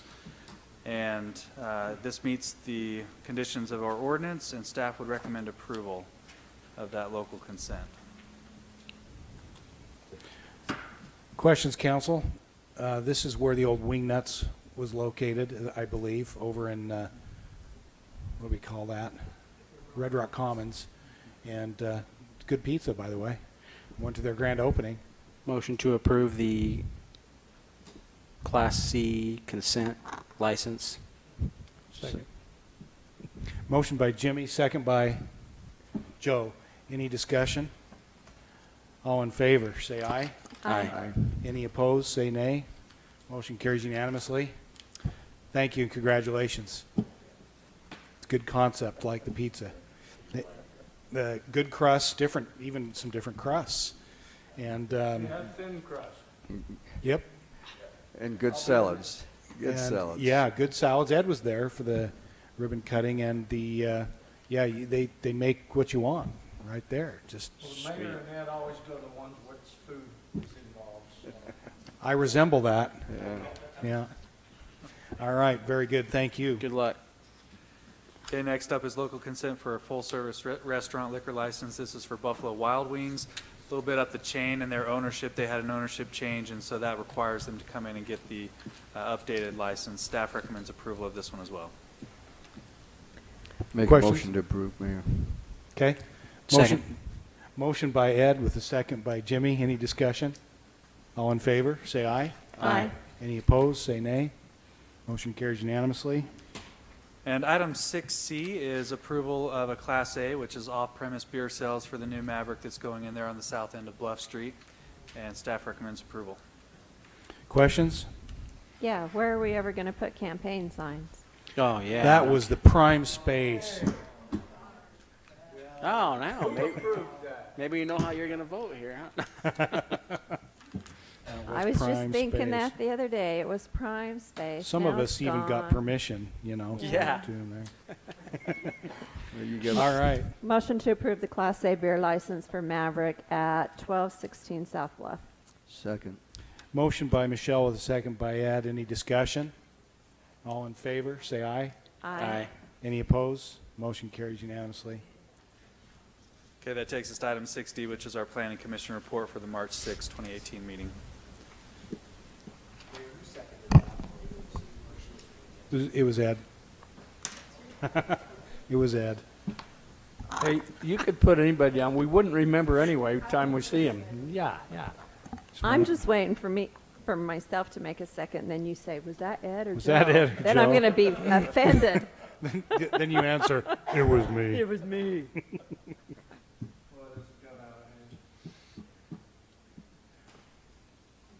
All right, Planning Commission report, item 1A and B, public hearings to be advertised for April 5th, City Council meeting. First, consider a zone change amendment, Lot 7 Dinosaur Crossing, which is the Smith's Shopping Center, to amend the planned development commercial zone to allow development of a Panda Express restaurant. Property is located along Mall Drive. It's on about 0.72 acres. Item B, consider a zone change for City Black Hills from R110 to open space on approximately 13.3 acres located on a hillside between Bluff Street and Donnelly Drive. Those are the two items requested for April 5th. Any questions? No, I'd make a motion that we advertise the public hearings for items 1A and 1B for April 5th, 2018. Motion by Joe, second by Jimmy. Any discussion? All in favor, say aye. Aye. Any opposed? Motion carries. That's great. If we can see a restaurant over there in that shopping center, that's what we need, some spreading out of the commercial. John? Item 2A, this is for final plats. It's consider a 2-building, 32-unit condominium final subdivision plat for Estancia Phase 3 located at 111 South Plantations Drive. The property is on PDR. Representative is Michael Purdy. So this is the last phase of Estancia. Estancia is located up in Green Valley. Plantations is located here. This is, I think, Canyon View. So this is their last phase. The other buildings have been built. Their amenities have been built. This is a short-term rental project. Planning Commission reviewed it and recommended approval. Just to clarify, so this is a short-term rental project, you said? Yes. And that is because it is part of a... It's part of resort. the overall PD, the resort overlay in Green Valley. Just want to make sure everybody knows that it is possible to build or buy or rent short-term rentals in the city of St. George. And all the amenities are in and everything's ready. Yep. Motion to approve the final subdivision plat for Estancia Phase 3. I can never say that. I think you said it. True. Stragula. Stragulous. Stragula. We have a motion by Michelle. Did we have a second? Second. Second by Ed. Any discussion? All in favor, say aye. Aye. Any opposed, say nay. Motion carries unanimously. Next item 2B, consider a 12-lot final subdivision plat for White Sands Phase 1 located east of River Road and north of Southern Parkway at approximately 1600 east, 6050 south. Property is zoned R110. This is the first final plat for this area. It's down in Southern Hills. River Road is located here. Southern Parkway, it's up in this area, real close to the Arizona border. It is zoned R110. We reviewed it. It complies with all the conditions with the preliminary plats. This is the first final plat in this area. Planning Commission recommends approval. Questions, council?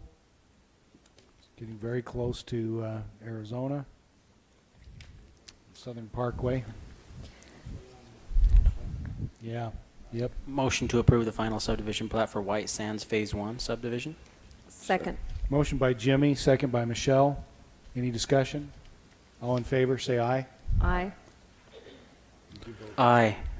Motion carries. Any opposed? Motion carries. Next item 2C, consider a roadway dedication plat for White Dome Drive located on the east side of River Road at approximately 6090 South River Road. So this is the road that'll connect River Road with White Sands. And so this is located again, River Road's located here. It connects River Road all the way to this White Sands subdivision. It's a 66-foot right-of-way. This plat will need to be recorded prior to White Sands being recorded in order to make sure they have access for their subdivision. Planning Commission reviewed it and recommends approval. Questions? Yeah, just keeps Ed Burgess busy. For sure. Motion to approve the road dedication plat for the White Dome Drive. Second. Motion by Michelle with a second by Ed. Any discussion? All in favor, say aye. Aye. Any opposed? Motion carries unanimously. Preliminary plats. Preliminary plats 3A, consider a 91-lot residential preliminary plat subdivision for the Arbors Phase 6 through 11, located approximately 2930 South Little Valley Road. Property is zoned R112 and RE20. The applicant is Development Solutions Group. So this is in the Arbors. This was the Seg Miller piece of property just north of Mulberry. You can see on this map, you have Little Valley Road located here, and you have 3000 East, so it actually connects those two. This is the preliminary plat. The zoning, this has two different types of zoning. It has RE20 located on this outside adjacent to this existing property. And then the rest remaining is R112. They are requesting lot size averaging, which they do meet the ordinance regarding lot size averaging. There is the equestrian trail that's located along Little Valley Road that they will install. This is the phase 9 and 7. This is 3000 East located here. There is the paved trail that they'll continue down 3000 East. Planning Commission reviewed. It meets code and recommends approval. Questions on this preliminary plat being proposed? Motion to approve the preliminary plat for the arbors. Is it 6 or 6 through 11? 6 through 11. Okay, 6 through 11. Second. Motion by Jimmy, second by Michelle. Any questions or discussion on the motion? All in favor, say aye. Aye. Any opposed? Motion carries unanimously. They're not here, but they're kind of doing what we talked about and Yep. giving us the mix that we tried to ask for. Not everything is 8,000 square foot lots down there, We so. saw a couple of RE20s in there, right? Yep. Okay. Next, preliminary plat, 3B, consider a 15-lot residential preliminary plat subdivision for the Reserve River Hollow Phase 2, located approximately 1200 south, 2670 east. Property zone RE20. The applicant is MK Cox Developments, and the representative is Mr. Skylar Lawrence. So this is a continuation of River Hollow. Their zone RE20. Most of the lots are a lot bigger than RE20. This is just west of their existing subdivision. You can see on this vicinity map, this is 1450 located here. This is 3000 east, and so this hatched area is the location. They are requesting larger setbacks, and so instead of the 25-foot front yard setbacks, they're going to have 30-foot front yard setbacks, which is consistent with what they've done with the other phases. Planning Commission reviewed it and recommended approval for this preliminary plat. Questions on this? You all know where this is? All right. Ready for motion? Motion to approve the preliminary plat for Reserve River 2. Second. Motion by Michelle, second by Jimmy. Discussion on the motion? Seeing none, all in favor say aye. Aye. Any opposed? Motion carries unanimously. Next item, 3C, consider a 17-lot residential preliminary plat subdivision for Moreland Park, Phase 2, located approximately 1050 south, 2780 east. The property is zoned R110. The applicant's Development Solutions Group. And so this property in this vicinity map, this is 3000. This is Mall Drive. This is the lands. This is just south of those properties and just kind of northeast of the project we just, preliminary plat we just reviewed. It is zoned R110. They comply with all the standards of an R110 subdivision. They have one single road that's going to be double loaded on each side. Planning Commission reviewed it, recommended approval for this preliminary plat. So, John, was this one of the locations we were hoping to have traditional neighborhood zone? This is really close, and so we were looking right here, this area. This is a portion that they anticipated to do the TNZ, not the entire thing, but yes, this is location. So in your discussions, not that it impacts this necessarily, but is that Ixnay. Yeah, Ixnade.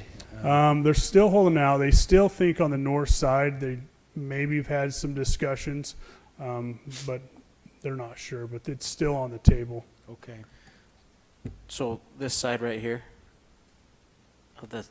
what are those lots? The back of those lots, are they? Did you say they were double fronting lots? No, there's a single road and it's double stacked. So they just have gotcha. lots on Okay. both sides. Double stack. That's what Yeah. you said. All right. Okay. Any other Gotcha. questions? If not, ready for a motion. Motion to approve the preliminary plat for Moreland Park Phase 2. Motion by Michelle with a second by Joe. Any discussion on the motion? All in favor, say aye. Aye. Any opposed? Motion carries unanimously. So the next preliminary plat is 3D, consider 18-lot residential preliminary plat subdivision for Northgate Peaks Phase 3 and 4, located approximately 5700 North Northgate Peaks Drive. The property is zoned PDR. Applicant is Development Solutions Group. So this is located in the ledges. And so it's on the east side of the ledges. It's up as it curves around in this portion here. They're requesting pad development, and so the front area will be limited common area with common area in between. They are going to have native vegetation behind each of these lots, and so this kind of dotted area would all be native vegetation. This was a preliminary plat that was approved in 2016, and a preliminary plat is only good for 1 year without any final plat. Along with this plat is the extension of the road. So you kind of see it in this area. There's an extension of a road that will connect to Winchester. And so they've hit their 50 units on this road, and so they're required to extend that road to Winchester. Here's the extension of that road that'll connect the ledges up to Winchester. The driveways will be in limited common area. Planning Commission reviewed it, recommended approval for this preliminary plat. Any questions on this one, council? It's always good to have that secondary road for the... Yep, good to get that done. Motion to approve the preliminary plat for Northgate Peaks Phase 3 and 4. Second. Motion by Jimmy, second by Ed. Any discussion? Seeing none, all in favor, say aye. Aye. Any opposed? Motion carries unanimously. And that concludes Planning Commission report. That was a short planning commission, it looks like. Is that right? 40 minutes, what happened? They've been listening to you, Joe? No one came. Okay, all right. I'm join my club, you know. Okay, let's see, what do we got? Item 6E, purchase and sale agreement with Clayton Levitt Oak Creek. Oh, yes. I'm here representing Scott Taylor today, since he's out of town. And I'll see if I can hurry and pull up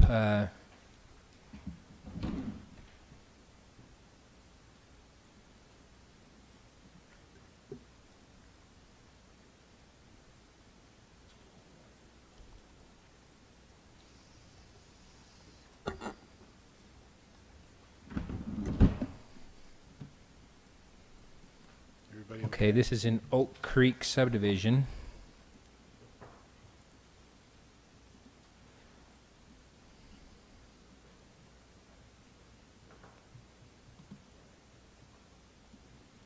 Right here. Okay, if you can see the map, it's this lot right here. Lot number, oh, it doesn't say what lot number it is, Clayton Levitt, lot number 4. And the issue is there's an existing sewer line that runs through the property. And it comes from Bridgepoint Way, and it goes between homes and garages and everything else. Goes back in the back of the properties. You can see that. And right now, Scott mentioned that they're trying to, in the next few years, they anticipate that they're going to have to slip line this sewer. And if this ever sold to a property owner that would build a home, now we don't have any access back there. And so the proposal is to purchase this property, retain the access to that sewer line, and then eventually there's choices with that. Purchase the property, and then you can sell portions of it back to the side property owners, and they can extend their property over and have more yard, or you could make it a smaller lot and put a smaller home in that area. And so you could resell some of that property if you wanted to, but this would give access to that sewer line. Kind of an important spot there. We talked about Yeah. this in executive staff meeting. What size of lot is this? It's pretty big. The lot, it's in an R110 subdivision, but I have not looked at the size of the lot. As I bet I recall, can. it's bigger than that. Yeah. I'm just looking at the Yep. price on the lot. Yeah. It's not cheap. Looks like it's 0.55 acres. What's the tax value right there? Taxable is $114,000, according to the county records. So where are we coming up with this number?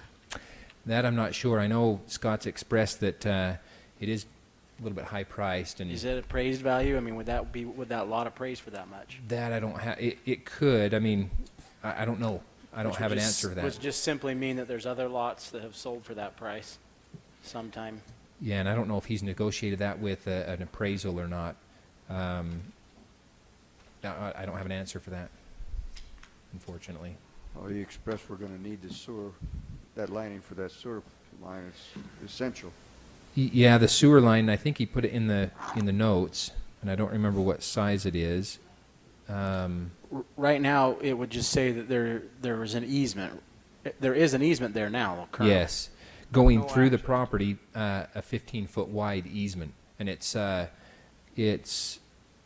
depth on this thing is where's my? But you have that same issue next door Yes, with the next property to right there, right? yes. So what are we going to do there? The idea is to slip line it, so not dig it up, but when it needs it, to slip line it, and to be able to do that, you have to go over, dig a hole, have access to the side of it, and then slip line it through the property where you can't get through there because of the improvements. It looks like it's about it's about 14 feet deep. To be able to get access to it, 15 feet is not sufficient for the width of the easement. Right. Are those houses? Is there something built over that easement on that next house down? I can't. A swimming pool. So what? So they're right over the sewer? I think that's the one Yes, it is. Yes, it is. Troy Ants. So if that sewer line ever needs dug up, what happens? You got a mess. City attorney? Absolutely. Yeah, what is just, or should I not be asking that? You can ask. Yeah, you can ask. It's kind of similar to our drainage that we had across Steve's Texaco, where today we would not hopefully have approved the front door of that building being right next to our easement, where we had to slip line that line, and we could have reinstalled that line more cheaply. Unfortunately, this is what we're dealing with right now. There are other areas of the city where we're facing this problem with some property owners where the sewer line does go across their property.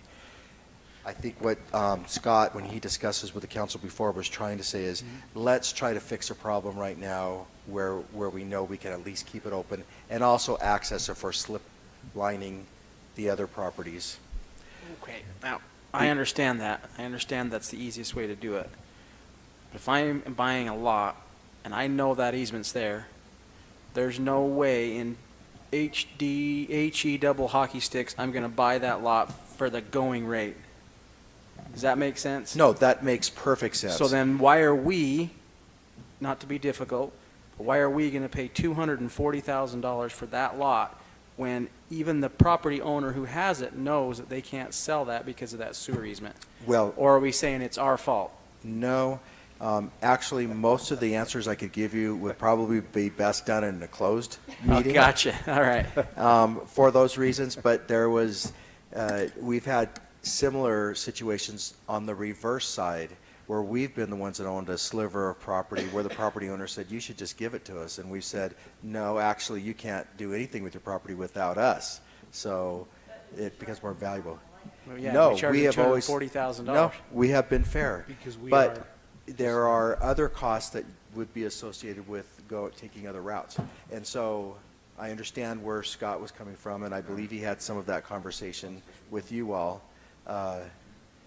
This about a month ago, 2 months ago, everything runs together, maybe 2 months ago, about this very lot and some reasons why he's recommending this. I think it was. I agree with what you're saying, though. I don't know that has he talked to council? So what he's saying is it's less expensive to do this than the other Was alternatives. it just? And it was executive staff meeting. Right. Well, oh, was it That's correct. Oh, was it? Okay, I might then be my able to memory grasp is that escaping concept. And given the fact that the lot is vacant right now, there are some advantages to the city purchasing it. We do believe that there is value once the city's, completed its work that we want to do there, that the lot could then be resold and developed, and there's plenty of room. It is, as Cameron pointed out, over a half acre. So we think that there is sufficient room that we could recoup at least a significant portion of that value for future development of a single-family home. But where it is still vacant, it makes sense for us to try to get in there. So the bottom line is cost effective. for us. That's correct. So the access to that lot must be on that cul-de-sac, is that true? Yes. So even if we could sell part of that lot to recoup, we still have to have like a flag lot or something to get back in there ultimately. You would. You want So to that retain makes the an entrance access. much narrower.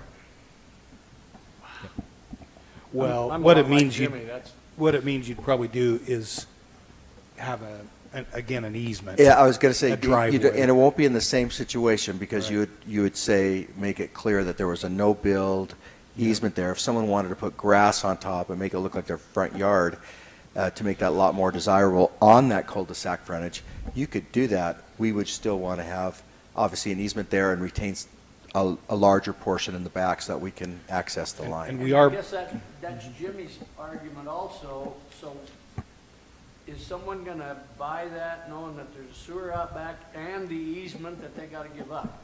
And to get in there? in this day, and apparently other people are willing to do that, but it would have to be us coming up with a lot that has a good buildable lot area Footprint. in it. Right. and that's, again, when you look at a half an acre, that's a pretty big lot. Okay, so I think what I am hearing is, yes, we're right, but there are other expenses that are going to be involved, that this is still a least expensive way to go. How much trouble would it cause to table this issue? I have not been in the negotiations, but I think if you tabled it for 2 weeks, there would not be a problem. Okay, I'm of a mind to make a motion that we table item 6E. I would second that with the addition that we get a professional appraisal on that lot, if there hasn't been one done. Can we not have that part of the motion? Yeah, I'd like to leave that off of the motion for now. Because we're just tabling. For now, and then we can You can always visit do that when that. it comes back in 2 weeks. Then we still may have to wait for an appraisal anyway. Right. I will withdraw my little addition. Well, there's no problem with staff moving forward on that appraisal. Right. We don't. He can necessarily take the need- direction without it being a part of the motion. So we have a motion by Jimmy and a second by Joe. Any discussion? Well, it doesn't hurt to make sure on the cost. I mean, your fiduciary responsibilities are being met. That's good. There are different options here. The bottom line is, what's someone willing to sell it for? So, all in favor of the motion, say aye. Aye. Any opposed? Motion carries unanimously. Best time to sell is when somebody wants to buy. That's good. Do we really want to buy? Yeah. It's expensive, no doubt about it. You're going to have that sewer line.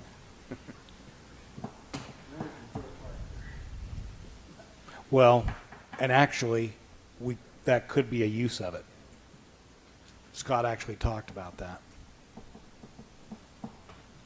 Okay. Okay, we've already done item 6F, so we'll move to 6G, which is a lease agreement with Horsepower Fleet Leasing. This is for some vehicles that we're looking to acquire for our police department, and Chief Stratton's going to give us some background on this item. Is this in place of a helicopter? No. He'll be coming to that next month. Mayor and Council, this is a lease agreement for our drug task force. As you know, we are the lead agency with Washington County Drug Task Force. We would like to lease 5 pickup trucks for 1 year at a cost of $18,000. Fords? There's 3 Fords and 2 GMCs. All right, spread the love. Spread the love. Yes, they're new vehicles that we will lease them for 1 year. Yeah, These are all for the drug task force? they are. Because they have truckloads of drugs to confiscate. Yeah. And we're funding them with grants also. Awesome. Questions, council? Motion to approve the master lease agreement with Horsepower Fleet Leasing to lease vehicles for the Drug Task Force. Second, whatever the chief needs. Thank you very much. That's pretty good. Motion by Michelle and a second by Jimmy. Any discussion? All in favor, say aye. Aye. Aye. I Any- say aye, but I haven't said aye to the helicopter yet. Okay. Any opposed then, Joe? No. No opposed. Motion carries unanimously. Okay, Mayor, any appointments tonight? None from me. And Any- no need for a closed session, so that brings us to our minutes. We have 4 sets of minutes for your approval. Motion to approve the minutes from January 2nd, 2018. Second. Third. Motion by Michelle, second by Joe. Any discussion?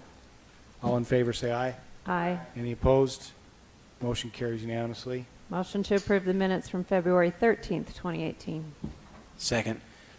Motion by Michelle, second by Jimmy. Any discussion? All in favor, say aye. Aye. Any opposed, say nay. Motion carries unanimously. Motion to approve the minutes from February 15th, 2018. Second. Motion by Michelle, second by Jimmy. Any discussion? All in favor, say aye. Aye. Any opposed, say nay. Motion to carries approve unanimously. the minutes from February 22nd, 2018. Oh, no. Oh, Can my we gosh. do this? Motion by Michelle, second by Joe. Any discussion? All in favor, say aye. Aye. Any opposed, say nay. Motion carries unanimously. Humorous. We have one more. We do. Don't we have one more? No. Set of What- minutes? Did you- we get them all? Okay. You have the meaning of astragalus down, right? Remember? No, I never did hear the meeting. The plant, some kind of a funky looking plant. I don't remember. Now you were talking about estancia. Yeah. You know what that means? No. I think it's the same in Spanish as it is Portuguese. And what is that showing us? It's a ranch, isn't it? Yeah, okay, see, I'm not losing it all. A ranch. It's like saying a ranch. Estancia, the ranch. Not a real range. Well, it's a Portuguese or a Spanish ranch, right? Am I okay with that, Sean? Okay, there you go. Funny See? ranch. You learned something tonight. Judy's saying she may never come back here again. So, any reports, anything, Ed? Well, let me start with Adam. Anything that you have? No, nothing tonight. Okay. We did have a good trip to DC. Learned a lot. Well, we learned a little bit and did meet with our elected officials. Had some good meetings that we can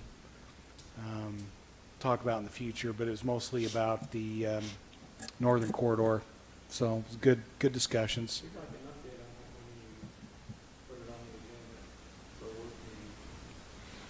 work meeting. We could do that. There are a couple of different efforts that are going forward at the same time, kind of on the administrative side through UDOT, and then through the legislative side with Senator Hatch and maybe Senator Lee, kind of working on who will do what, and Congressman Stewart, who is really, he and his staff have really taken the point with our consultant, Marcus Faust, who I think you all have met. And they're doing a really good job. In terms of on the federal level, it's being teed up 1st of April. So things are hopefully going to move forward. The bill is ready. They're just trying to work out exact timing and who will do what. So anyway, the county has been back and had their discussions with our elected officials as well as BLM, Fish and Wildlife. Everyone's kind of linking arms. It doesn't mean it's going to be smooth sailing. In fact, it could be difficult, but it's ready, and it has to do obviously with the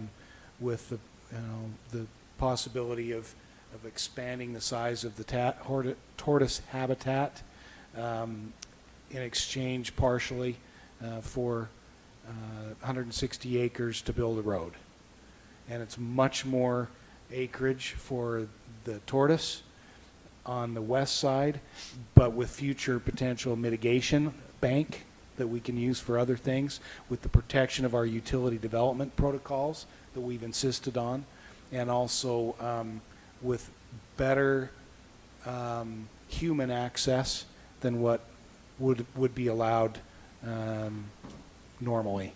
And so, anyway, and protecting, again, future transportation corridor needs. And on the state level, Sean's efforts up there. Sean, yeah, just since it's updates, give us a couple of quick summaries of our key, maybe 3 or 4 issues. Well, I think on the homeless bills, which were the 2 homeless bills we were most concerned about, both of them at the last hours, we made changes that affected St. George and positively. For example, when those bills first came out, we were carved out of the cities that would potentially get any mitigation help, and we would have been charged or assessed a fee, even though we have our own shelter. So through our efforts, we were able to get those changes to both bills that acknowledged our shelters and also that we needed mitigation. And in the last hours, it actually came out that the state stepped up on one of the bills and funded the full $6 million, a little over $6 million. For overhead. For overhead on the shelters, and we can apply.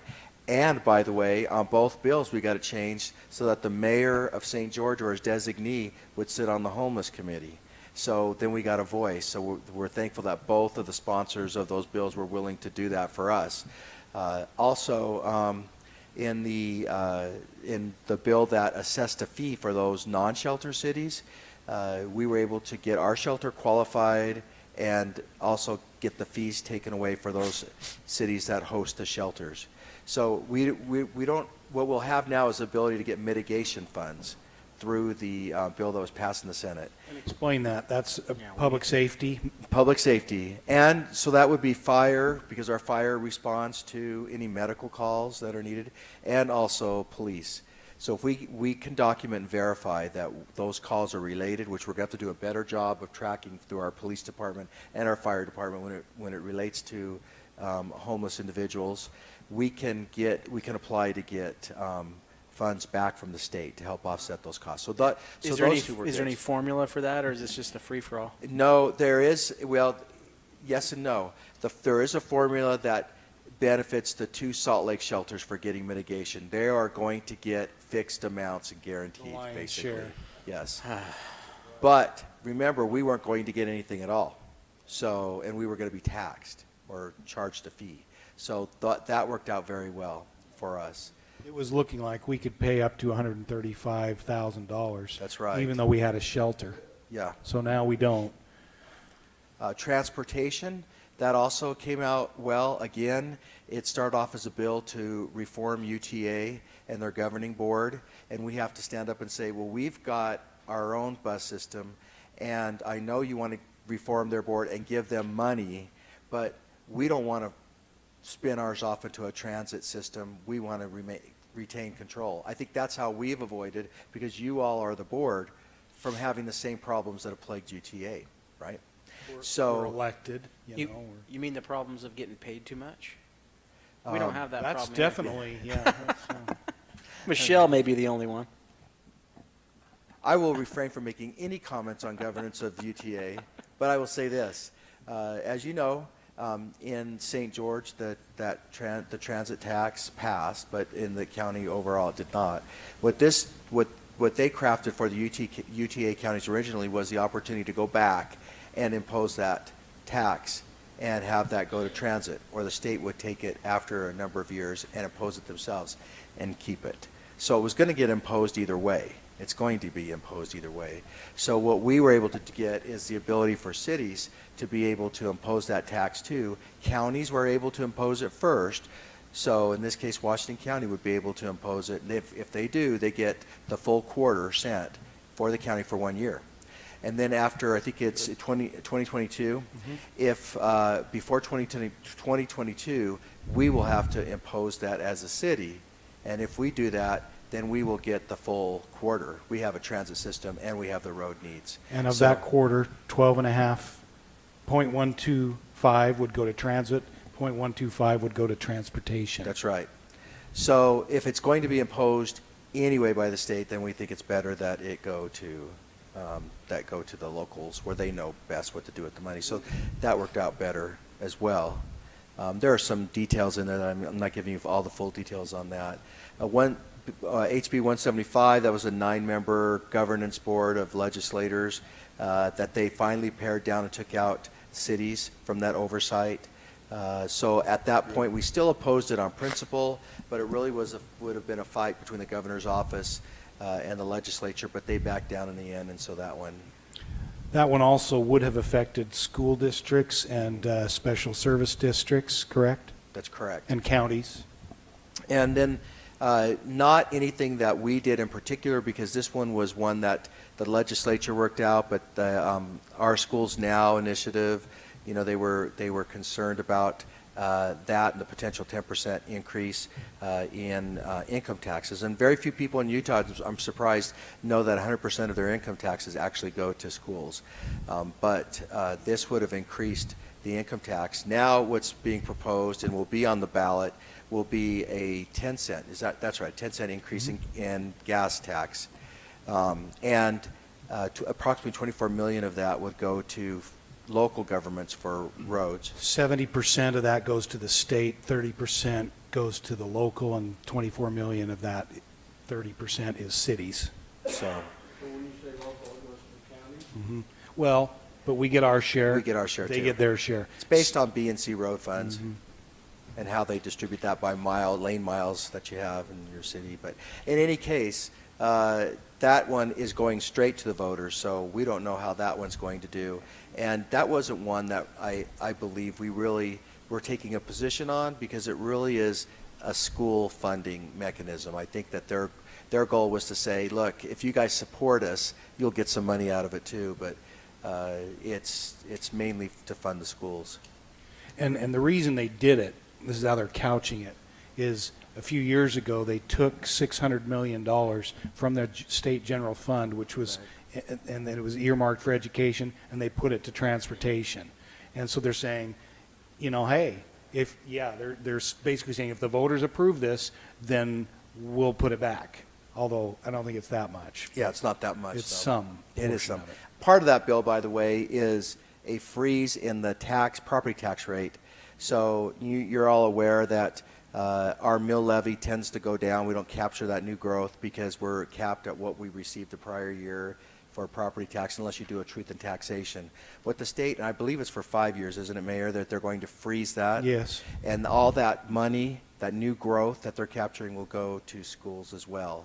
So it's got a cash tax component and a property tax component. The mill levy remains the same? The mill levy would remain the same. The appraised value goes up. Well, this is the better way to explain it, and that is that if you have a $100,000 house and you've got two more that are built, and you are receiving $10,000 in property tax, with those two that are built, you still, as a city, only get the $10,000 in property tax. Now, you tell me if I'm wrong, Adam. So unless you go through a truth in taxation. So your mill levy actually goes down. So if you go and look at your tax notices for St. George, for example, for a number of years, you'll see that your mill levy most likely has gone down.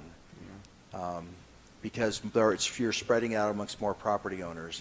It's a kind of a complicated system that most of the legislators, I would say, don't understand how that works. But they're going to use that component to help fund the schools too. So there should be, if the voters pass it, there'll be an infusion of new money for schools. Another one we worked on, and Scott was really helpful with this, is a sizing requirement for water. There was a bill that, there was a feeling and a sentiment among developers and legislators that cities were building and requiring water tanks and sizes for water systems that were more than was needed for growth. And so there was a push by some developers to get a statewide standard. This is an offshoot of the lawsuit with the Conservancy District, where the developer said, we don't believe that you have the standard that you're using from the state is what you actually need. It's fairer if you go through and do a study and see what you're actually using in St. George instead of using their standards. And the first versions of these bills were not good for us, including not allowing us to use in the sizing of our systems and our water tanks the capacity for fire flow.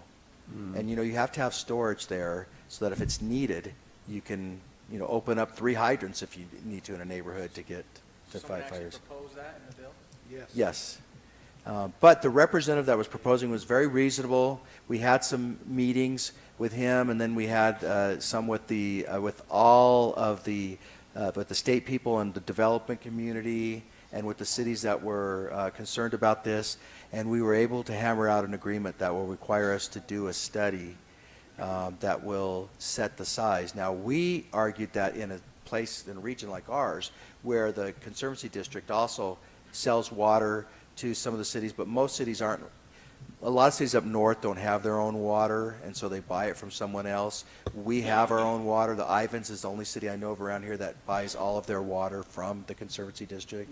So we were saying, can we just do a study for the district as a whole, and then set that standard? And some of the members of the development community really came unglued over that one. So we said, okay, if you want to have all these cities do their different ones, you've talked about uniformity before, but if that's what you want to do, that's what we'll do. So we'll have a year to do our study, and Scott's aware of that, feels very comfortable with that, and it'll set our sizing requirements. Interestingly, between him and Ron Thompson and looking at the usages around here, they think it's going to be pretty close to the standard that's the state's already has set, but refused to step forward and say, we think this is the right size. They clearly did not want to get in between the development community and those of us that have to supply the water.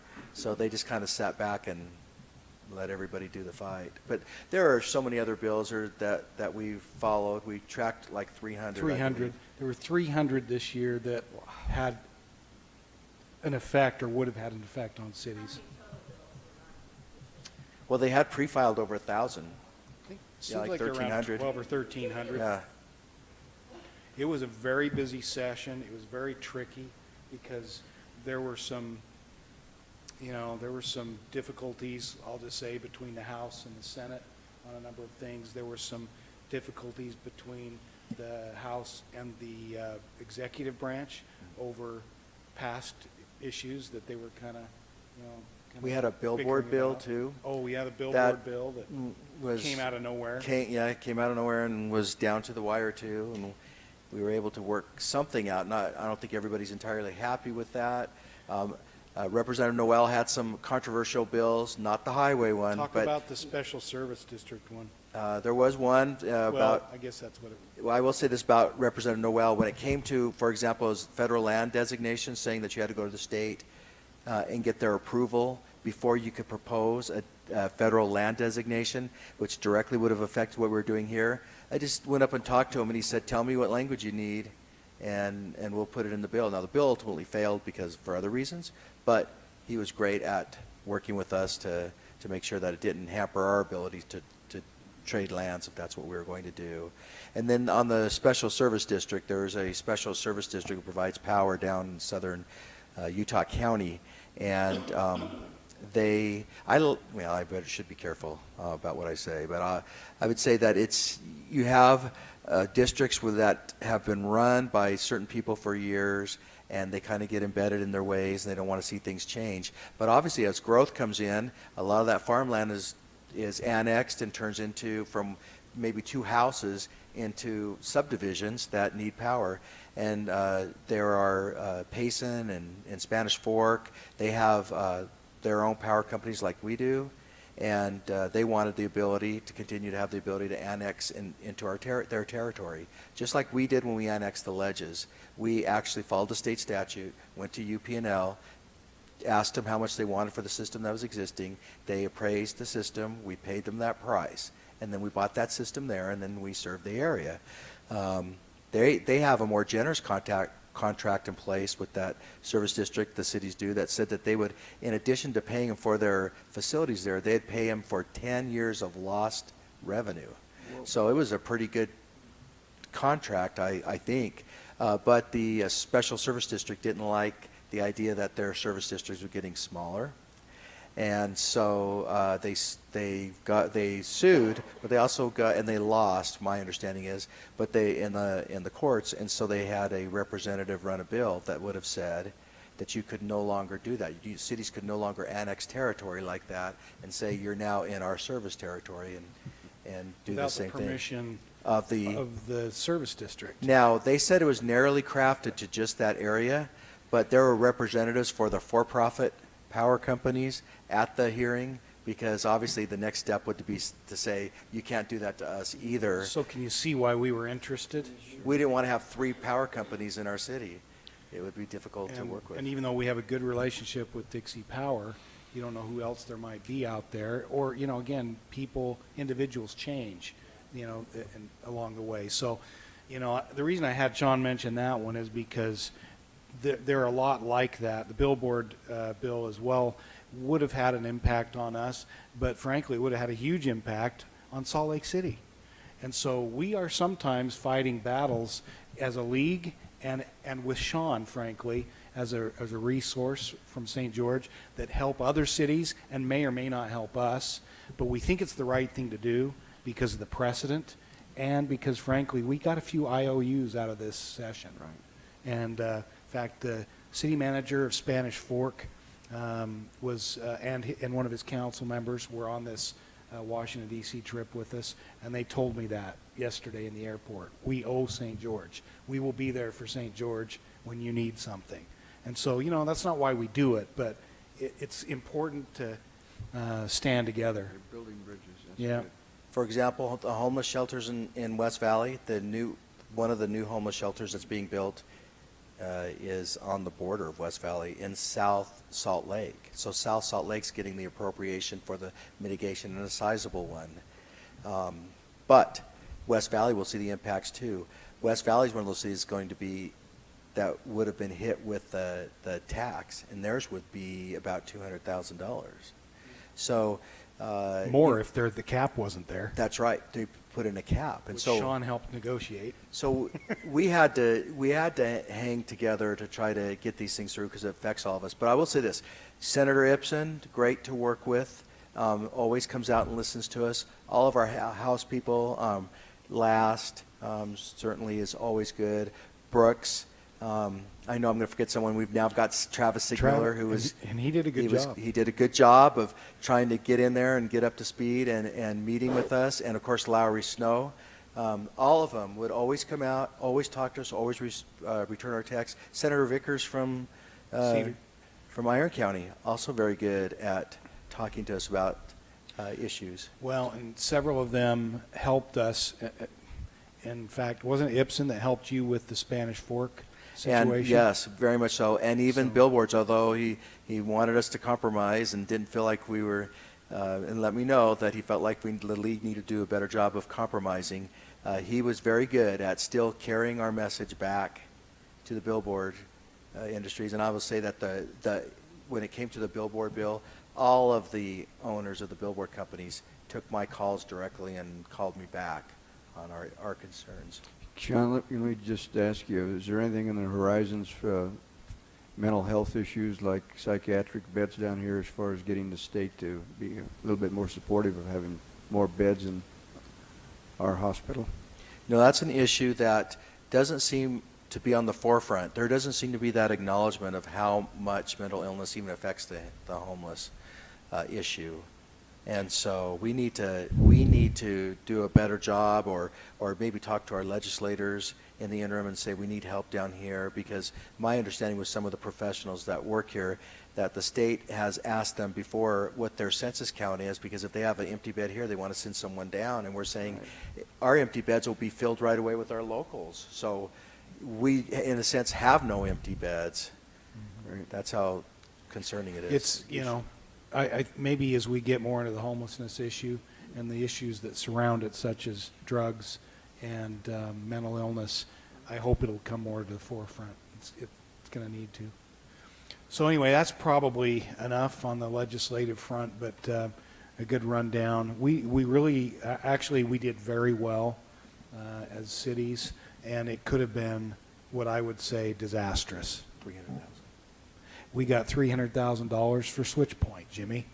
Jimmy already knew that, but Jimmy helped with that, and Lowry, Brad Last, and Don Ipsen were the key players there. They all were good on making sure that we got that. That was a direct appropriation, and believe me, that wasn't an easy lift, given the situation just everybody's asking for money. And that's one time, but still, that helps them out of a very difficult situation because the grant that expired. Right.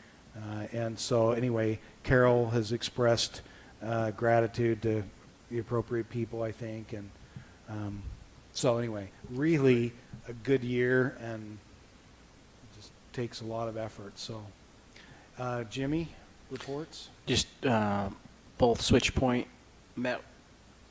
and St. George Housing Authority, always the same issues. There's never enough money, too many people to help.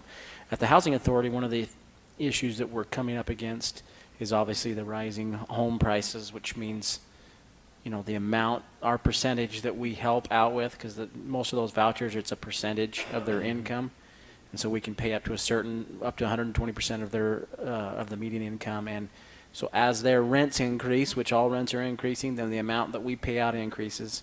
So we're at kind of a historical high of what we've ever paid out as far as voucher money, and it kind of put us up a little bit against a wall. Now that usually catches up from HUD because it's a HUD program, but in the meantime we have to figure out how to make up for it until HUD realizes we're paying more than what we historically have. So that's one of the issues we dealt with this week. I think we got it figured out.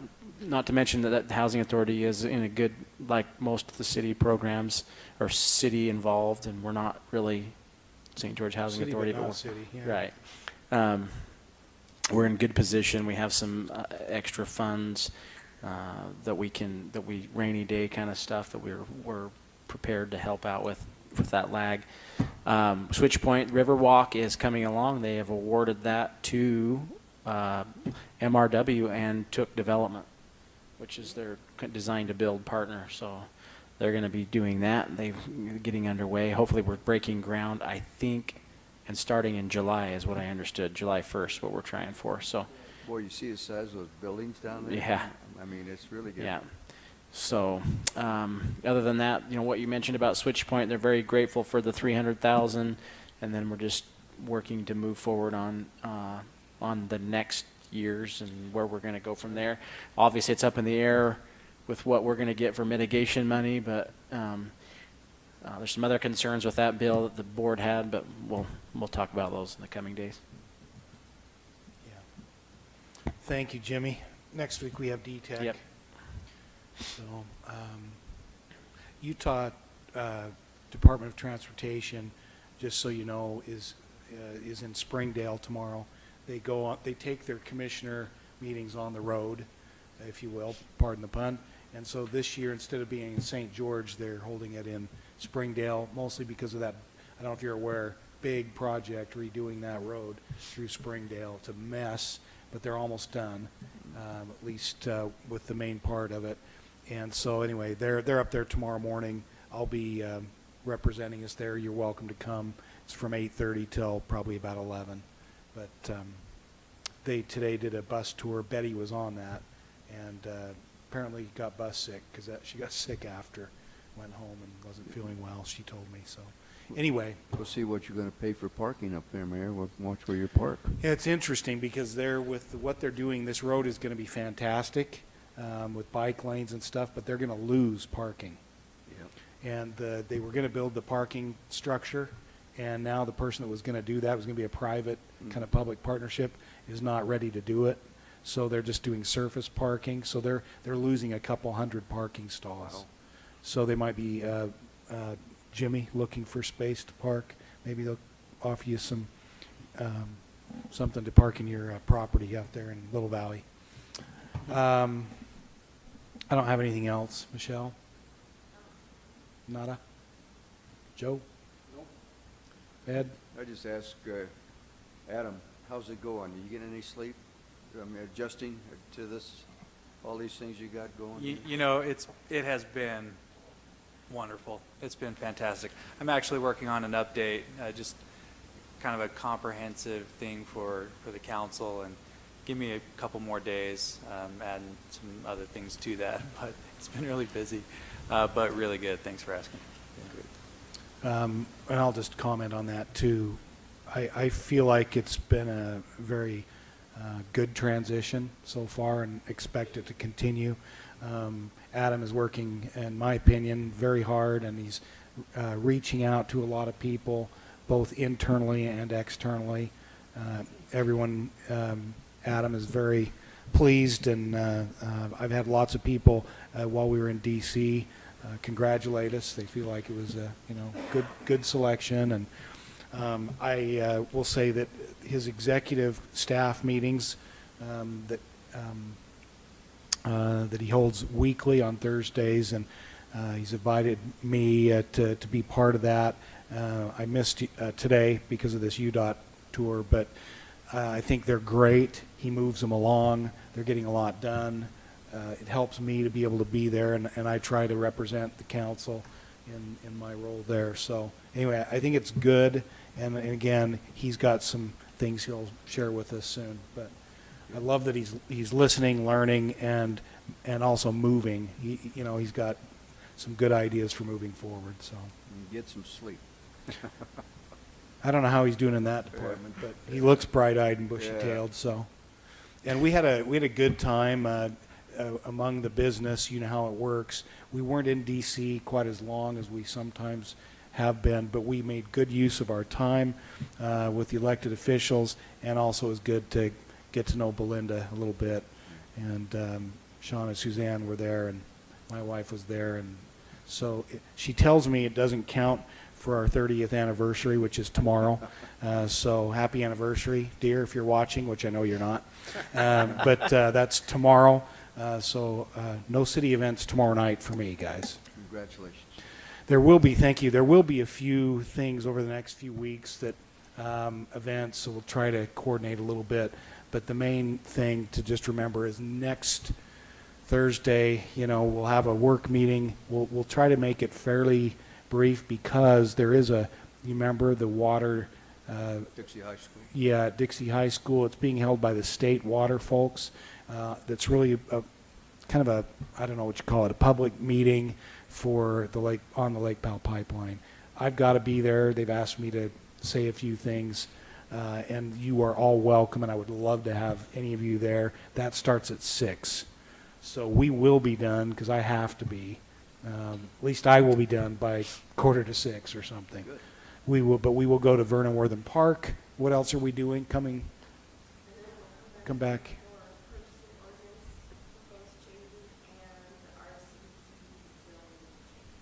What time is the Vernon Worthen? 4. It's at 4. Hope we can get in the park. No kidding. I tried to go there and eat lunch with my family, and we couldn't even get in there. Was it roped off, or was it No, just too many there's people? tons of people. It's I awesome. went by today, and they're Awesome. Thing going to be at the playground or where? Yeah. Yeah, and we'll notice the meeting. Oh, sorry.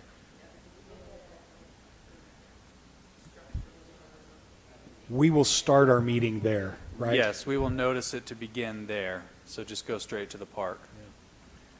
We won't be there too long, but obviously you've probably all seen it. It looks great. I'm thrilled. I think it's really been It does, a looks good. project. The last thing, there was a nice little article that surfaced on the internet about the animal shelter this last week and how good it's been going since a few years ago. So that was nice. Yeah. So congratulations Appreciate on the animal shelter. Jimmy, who headed that up along with Todd Jones as the chair, and good response by all involved city employees, but of course in particular Ivor Fuller and Captain McCracken. Thank you, Chief. Yeah. Yep. Good job. That's right. So I don't know if that made the article because I hadn't had a chance to read it yet, but when Maury called me, I said, it is a no-kill shelter, and we don't kill any there. We don't euthanize any at the shelter. These are all done. Yeah, that was in there. Through the It's all in there. through the vets. Through the veterinarian. Mhm. Yeah, and we really do our very best not to even have that happen. Sometimes there aren't alternatives. But thank you, Chief. Please pass along our thanks to Captain McCracken and Sergeant Fuller. And I just want to also thank each of you for your role in each of the committees and boards that you serve on, some of which are even outside of the city per se, but that's how it all works. Everyone, I think, is benefited by having your involvement. So, all right. Motion to adjourn by anyone? Second. Motion by Michelle, second by Jimmy. All in favor, say aye. Aye. Any opposed? We are adjourned.